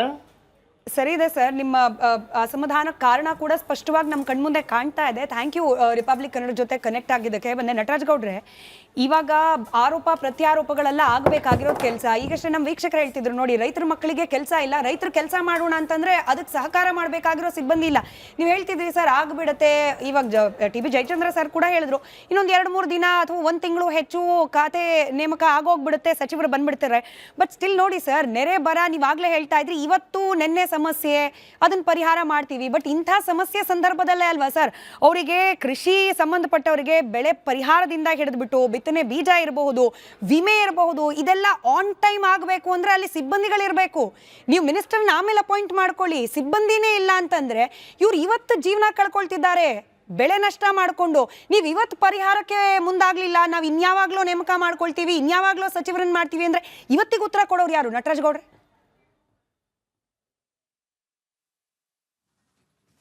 ಮ್ಯೂಟ್ ಆಗಿದೆ ಅನ್ಸುತ್ತೆ ಸರ್. ನಟರಾಜ್ ಗೌಡ್ರು ವಾಯ್ಸ್ ತಲುಪ್ತಾ ಇಲ್ಲ. ಯಾವುದೇ ಕೃಷಿಕ ಮಾಡೋ ಯಾರೇ ರೈತರಿಗೆ ತೊಂದರೆ ಆಗಲಿಕ್ಕೆ ಸರ್ಕಾರ ಪ್ರಿಕಾಷನ್ಸ್ ತಗೊಂಡಿದೆ. ಅವ್ರಿಗೆ ನೀವು ಹೇಳ್ದಂಗೆ ಬಿತ್ತನೆ ಬೀಜ, ರಸಗೊಬ್ಬರ ಅಥವಾ ಕುಡಿಯೋ ನೀರು, ಮೇವು, ಜಾನುವಾರುಗಳಿಗೆ ಮೇವು, ಎಲ್ಲಾ ತರದ ನೀವ್ ಹೇಳ್ದಂಗೆ ಕೊರತೆ ಇದೆ, ಸಿಬ್ಬಂದಿ ಕೊರತೆ ಇದೆ. ಇರೋ ಸಿಬ್ಬಂದಿಗಳು ಜಾಸ್ತಿ ಕೆಲಸ ಮಾಡ್ತಿದ್ದಾರೆ, ನಂಬರ್ 1. ನಂಬರ್ 2, ಈಗ ತುಂಬಾ ವರ್ಷಗಳನ್ನ ಕಾಯ್ದು ಕೆಲವರು ವಯಸ್ಸಾಗೋಯ್ತು ಅಂತ ಆತ್ಮಹತ್ಯೆ ಮಾಡ್ಕೊಳ್ಳೋದು ಆ ಥರದೆಲ್ಲ ಅಗತ್ಯ ಇಲ್ಲ. ಯಾಕಂದ್ರೆ ಕಳೆದ ವರ್ಷ ಮಾನ್ಯ ಮುಖ್ಯಮಂತ್ರಿ ಸಿದ್ದರಾಮಯ್ಯನವರು ಇದೇ ವರ್ಷ 5 ವರ್ಷಗಳ ವಯೋಮಿತಿ ಸಡಿಲ ಮಾತ್ರ ಕೂಡ ಮಾಡಿದ್ದಾರೆ. ಸರ್, ಅದ್ರ ಬಗ್ಗೆ ಡಿಬೇಟ್ ಅಲ್ಲಿ ಲಿಟ್ರಲಿ ಉದ್ಯೋಗ ಆಕಾಂಕ್ಷಿಗಳು ಬಳಸಬಾರದ ಪದದಿಂದ ಶಾಪ ಹಾಕಿದ್ದಾರೆ ಸರ್ಕಾರಕ್ಕೆ. ಈ ವಯೋಮಿತಿ ಸಡಿಲಿಕೆ ಅನ್ನೋದು ಮಹಾಮೋಸ ಅಂತ ಹೇಳಿ ಉದ್ಯೋಗ ಆಕಾಂಕ್ಷಿಗಳು ಹೇಳ್ತಿದ್ದಾರೆ. ನಾನೀಗ ಏನ್ ಹೇಳ್ತಾ ಇದ್ದೀನಿ, ಅವಾಗ 2019-20 ಏನ್ ನೇಮಕ ಆಗಿಲ್ಲ, ಪಾಪ ಅವ್ರು ಕಾಯ್ತಾ ಇದ್ದಾರೆ. ಅವ್ರಿಗೆ ಸರ್ಕಾರ ಬೇರೆ ಏನು ಅವಕಾಶಗಳನ್ನ ಮಾಡ್ಕೊಡ್ಬೋದು. 5 ವರ್ಷ ವಯೋಮಿತಿ ಅದು ಅನುಕೂಲ ಆಗುತ್ತೆ. ಅದು ಅನುಕೂಲ ಆಗಲ್ಲ ನೀವು ಅಂದ್ರೆ ನಾವೇನು ಮಾಡೋಕ್ಕಾಗಲ್ಲ. ಒಂದು ನಿಮಿಷ 2022ರಲ್ಲಿ ಕರ್ನಾಟಕ ಸರ್ಕಾರದಲ್ಲಿ ಇದ್ದಂತಹ ಕೆಲಸ ಮಾಡ್ತಿದ್ದವರು 5,16,000 ಜನ. 2022ರಲ್ಲಿ 5,16,000 ಜನ ಕೆಲಸ ಮಾಡ್ತಾ ಇದ್ರು ಕರ್ನಾಟಕದಲ್ಲಿ ಸರ್ಕಾರಿ ಉದ್ಯೋಗಿಗಳು. ಇವತ್ತು 5,19,000 ಜನ ಇದ್ದಾರೆ, ಕೆಲಸ ಮಾಡ್ತಾ ಇದ್ದಾರೆ ರೈಟ್ ನಾವು ಇವತ್ತು. ಈಗ ಈ 72,000 ನೇಮಕ ಮಾಡೋದ್ರಿಂದ ಕೇಳಿ ಏನಿದೆ ಅವಕಾಶ ಏನಿದೆ ನಾನು ಹೇಳ್ತಾ ಇದ್ದೀನಿ. ಪಾಪ್ಯುಲೇಷನ್ ಜಾಸ್ತಿ ಆಗುತ್ತೆ, ಅವ್ರು ಬೇರೆ ಬೇರೆ ನೋಡ್ಕೊತಾರೆ. ಎಲ್ಲರೂ ಸರ್ಕಾರಿ ಉದ್ಯೋಗಕ್ಕೆ ಕಾಯ್ತಾ ಇರೋರು ಜನ ಇವತ್ತಿನ ಯುವಕರು ಬೆಂಗಳೂರಿನ ಯುವಕರು ಏನ್ ಮಾಡ್ತಾರೆ ನಮ್ಗೆ ಗೊತ್ತಿದೆ. ಆದ್ರೆ ಗ್ರಾಮೀಣ ಭಾಗದ ಯುವಕರಿಗೆ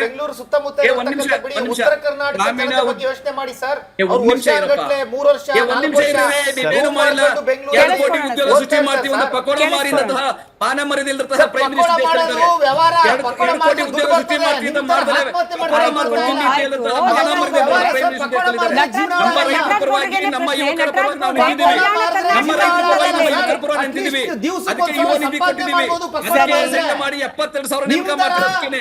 ನೀವೇನ್ ಮಾಡಿದ್ರಿ ನೀವು ಕಳೆದ 10 ವರ್ಷಗಳಲ್ಲಿ? 25,000 ಯುವಕರು ಆತ್ಮಹತ್ಯೆ ಮಾಡ್ಕೊಂಡಿದ್ದಾರೆ. ಉದ್ಯೋಗ ಪಾಲಿಸಿಯಿಂದ 22,000 ಯುವಕರು ಆತ್ಮಹತ್ಯೆ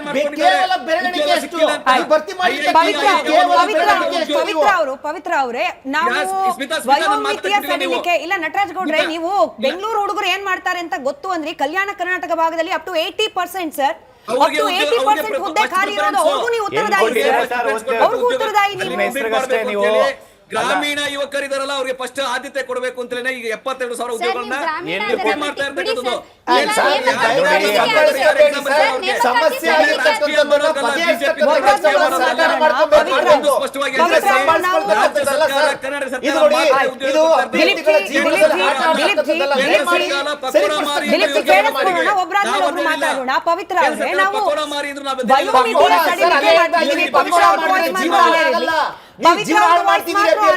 ಪವಿತ್ರ ಅವ್ರದ್ದು ವಾಯ್ಸ್ ಮಾತ್ರ ಆನ್ ಏರ್ ಇದೆ. ಪವಿತ್ರ ಅವರೇ, ನಾವು ದಿಲೀಪ್ ಅವರೇ ವಾಯ್ಸ್ ಹೋಗ್ತಾ ಇಲ್ಲ. ಪವಿತ್ರ ಅವರೇ, ನಾವು ಏನು ವಯೋಮಿತಿಯ ಸಡಿಲಿಕೆ ಮಾಡ್ಬಿಟ್ಟಿದೀವಿ, ಹಿಂಗಾಗಿ ಆತಂಕ ಪಡೋ ಆತ್ಮಹತ್ಯೆ ಅಂತ ದುಡುಕಿನ ನಿರ್ಧಾರಕ್ಕೆ ಹೋಗೋ ಅವಶ್ಯಕತೆ ಇಲ್ಲ.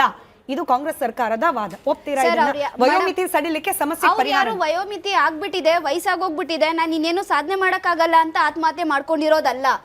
ಆತ್ಮಹತ್ಯೆ ಮಾಡ್ಕೊಂಡಿರೋದು ಏನಕ್ಕೆ ಅಂತ ಹೇಳಿದ್ರೆ ಪದೇ ಪದೇ ಪರೀಕ್ಷೆಗಳನ್ನ ಬರೆದ್ರೆ ಪೇಪರ್ ಲೀಕ್ ಆಗ್ತಾ ಇದಾವೆ. ಸೊ ಅದಕ್ಕೆ ಯಾರು ಹೊಣೆ?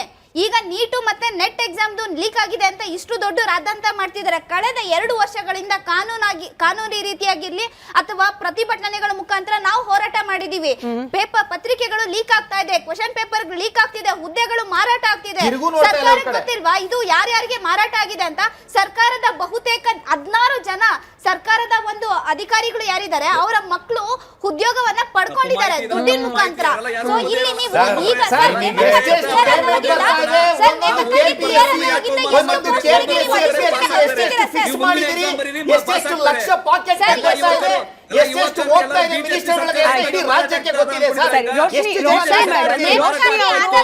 ಈಗ ನೇಮಕಾತಿ 56% ರಿಸರ್ವೇಶನ್ ಆದಾಗಿ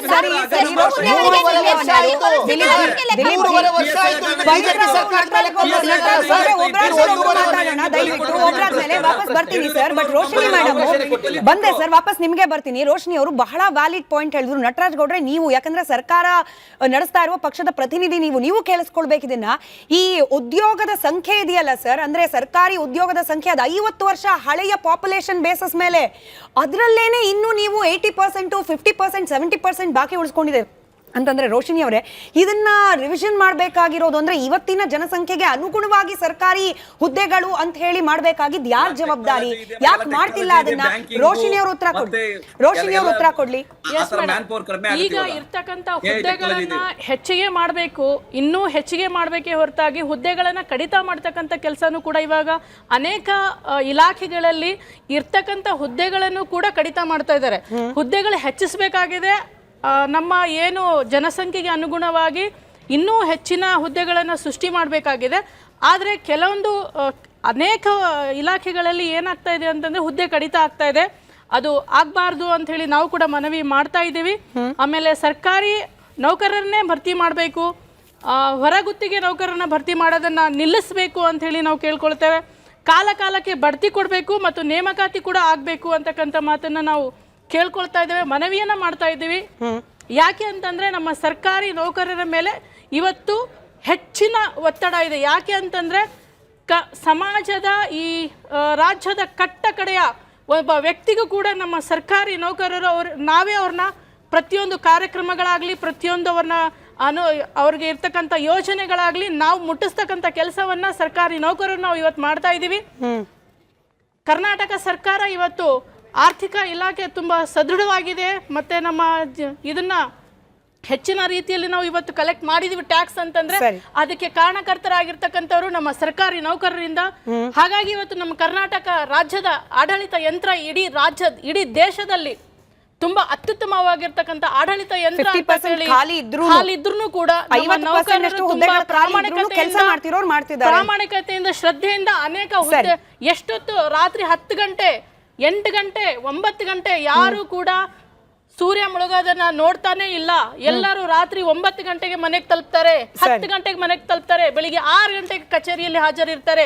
ಇಷ್ಟು ಟೈಮ್ ಇಷ್ಟು ಸಮಯ ಕೊಟ್ಟರು ಕೂಡ ನಮ್ಮ ಇನ್ನ ಇಲಾಖೆಗಳಲ್ಲಿ ಕೆಲಸ ಕಾರ್ಯಗಳನ್ನು ಬಾಕಿ ಉಳಿದಿದ್ದಾವೆ, ಕಡತಗಳು ಬಾಕಿ ಉಳಿದಿದ್ದಾವೆ.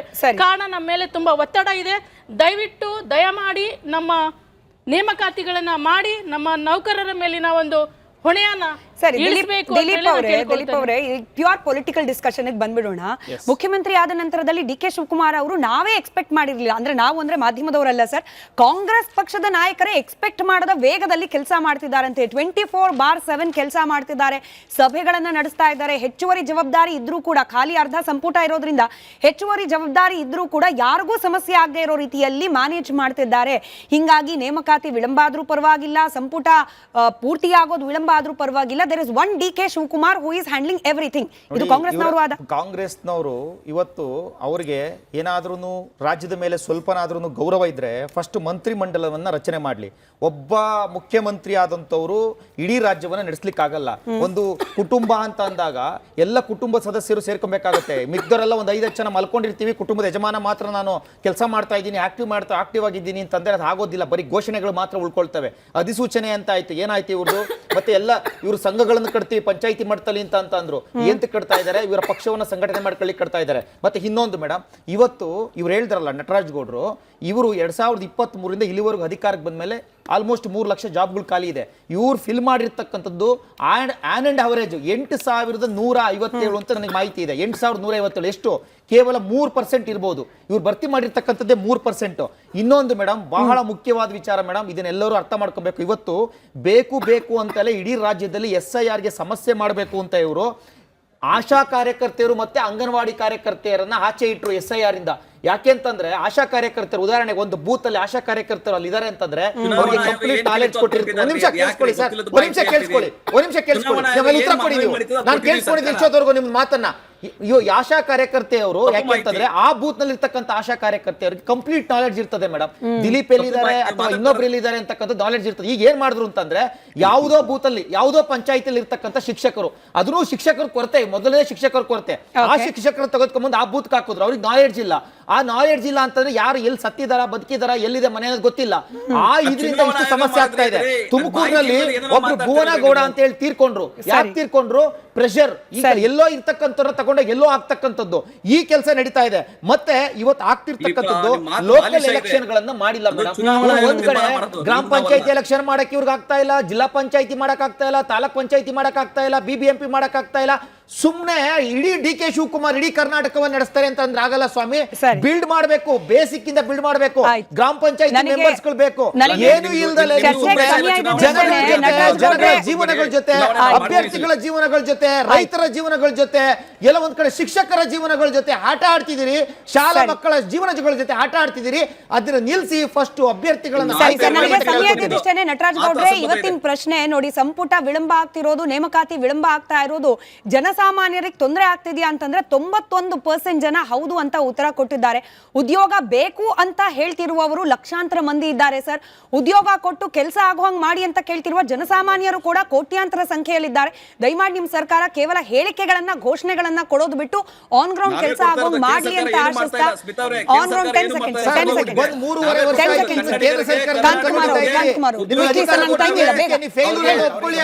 ಹೇಳಿ ಸರ್, ಬೇಗ ಹೇಳಿ. ಆಯ್ತು, ಬೇಗ ಸರ್, 10 ಸೆಕೆಂಡ್ ನನ್ನ ಟೈಮ್. ನಟರಾಜ್ ಸರ್, ಈಗ KPSC ಅಲ್ಲಿ ಇಷ್ಟು ಭ್ರಷ್ಟಾಚಾರ ಆಗ್ತಾ ಇದೆ ಅಂತಂದ್ರೆ 16 ಜನ ಮೆಂಬರ್ಸ್, ಅವ್ರಿಗೆ ಬೇಕಾದವರಿಗೆ KS ಪೋಸ್ಟ್ ಇರ್ಬೋದು, ಪ್ರತಿಯೊಂದು PDO ಪೋಸ್ಟ್ ಇರ್ಬೋದು, ಮತ್ತೆ CTI ಪ್ರತಿಯೊಂದು ಪೋಸ್ಟ್ ಮಾರ್ಕೊಂಡಿದ್ದಾರೆ. ಎಷ್ಟು ಇಂಟರ್ವ್ಯೂ, KS ಇಂಟರ್ವ್ಯೂ ಅಲ್ಲಿ ಮೆಂಬರ್ಸ್ 1.5 KPSC ಡಿಸಾಲ್ವ್ ಮಾಡಿ ಅನ್ನೋ ಡಿಸಾಲ್ವ್ ಮಾಡಿ ಅನ್ನೋ ಮಾತು ಅವ್ರ ಪಕ್ಷದಿಂದ ಬರ್ತಾ ಇದೆ. ಅವ್ರ ಪಕ್ಷದ ನಾಯಕರು ಹೇಳ್ತಿದ್ದಾರೆ. ಎನಿವೆ ಅದಕ್ಕೆ ಇನ್ನೊಂದು ಪ್ರತ್ಯೇಕ ಡಿಬೇಟ್ ಮಾಡೋಣ. ಇವತ್ತಿನ ಚರ್ಚೆಗೆ ಸಮಯ ಇದೆ ಇಷ್ಟೇನೆ. ಥ್ಯಾಂಕ್ ಯು, ಎಲ್ಲರಿಗೂ ಧನ್ಯವಾದ. ಉದ್ಯೋಗಾಕಾಂಕ್ಷಿಗಳಿಗೆ ಉದ್ಯೋಗ, ಸಚಿವ ಸಂಪುಟದ ವಿಸ್ತರಣೆ ಅತಿ ಶೀಘ್ರದಲ್ಲಾಗ್ಲಿ. ಜನರ ಸಮಸ್ಯೆಗಳಿಗೆ ಸರ್ಕಾರ ಇನ್ನಷ್ಟು ಸ್ಪಂದಿಸುವ ನಿಟ್ಟಿನಲ್ಲಿ ಕೆಲಸ ಮಾಡಲಿ ಅಂತ ಆಶಿಸ್ತಾ ಚರ್ಚೆ ಮುಗಿಸ್ತಾ ಇದ್ದೀನಿ. ಧನ್ಯವಾದ ಎಲ್ರಿಗೂ ಚರ್ಚೆಯಲ್ಲಿ ಭಾಗಿಯಾಗಿದ್ದಕ್ಕೆ. ನೋಡ್ತಾ ಇರಿ ರಿಪಬ್ಲಿಕ್ ಕನ್ನಡ, ಇದು ನಿಮ್ಮ ಧ್ವನಿ.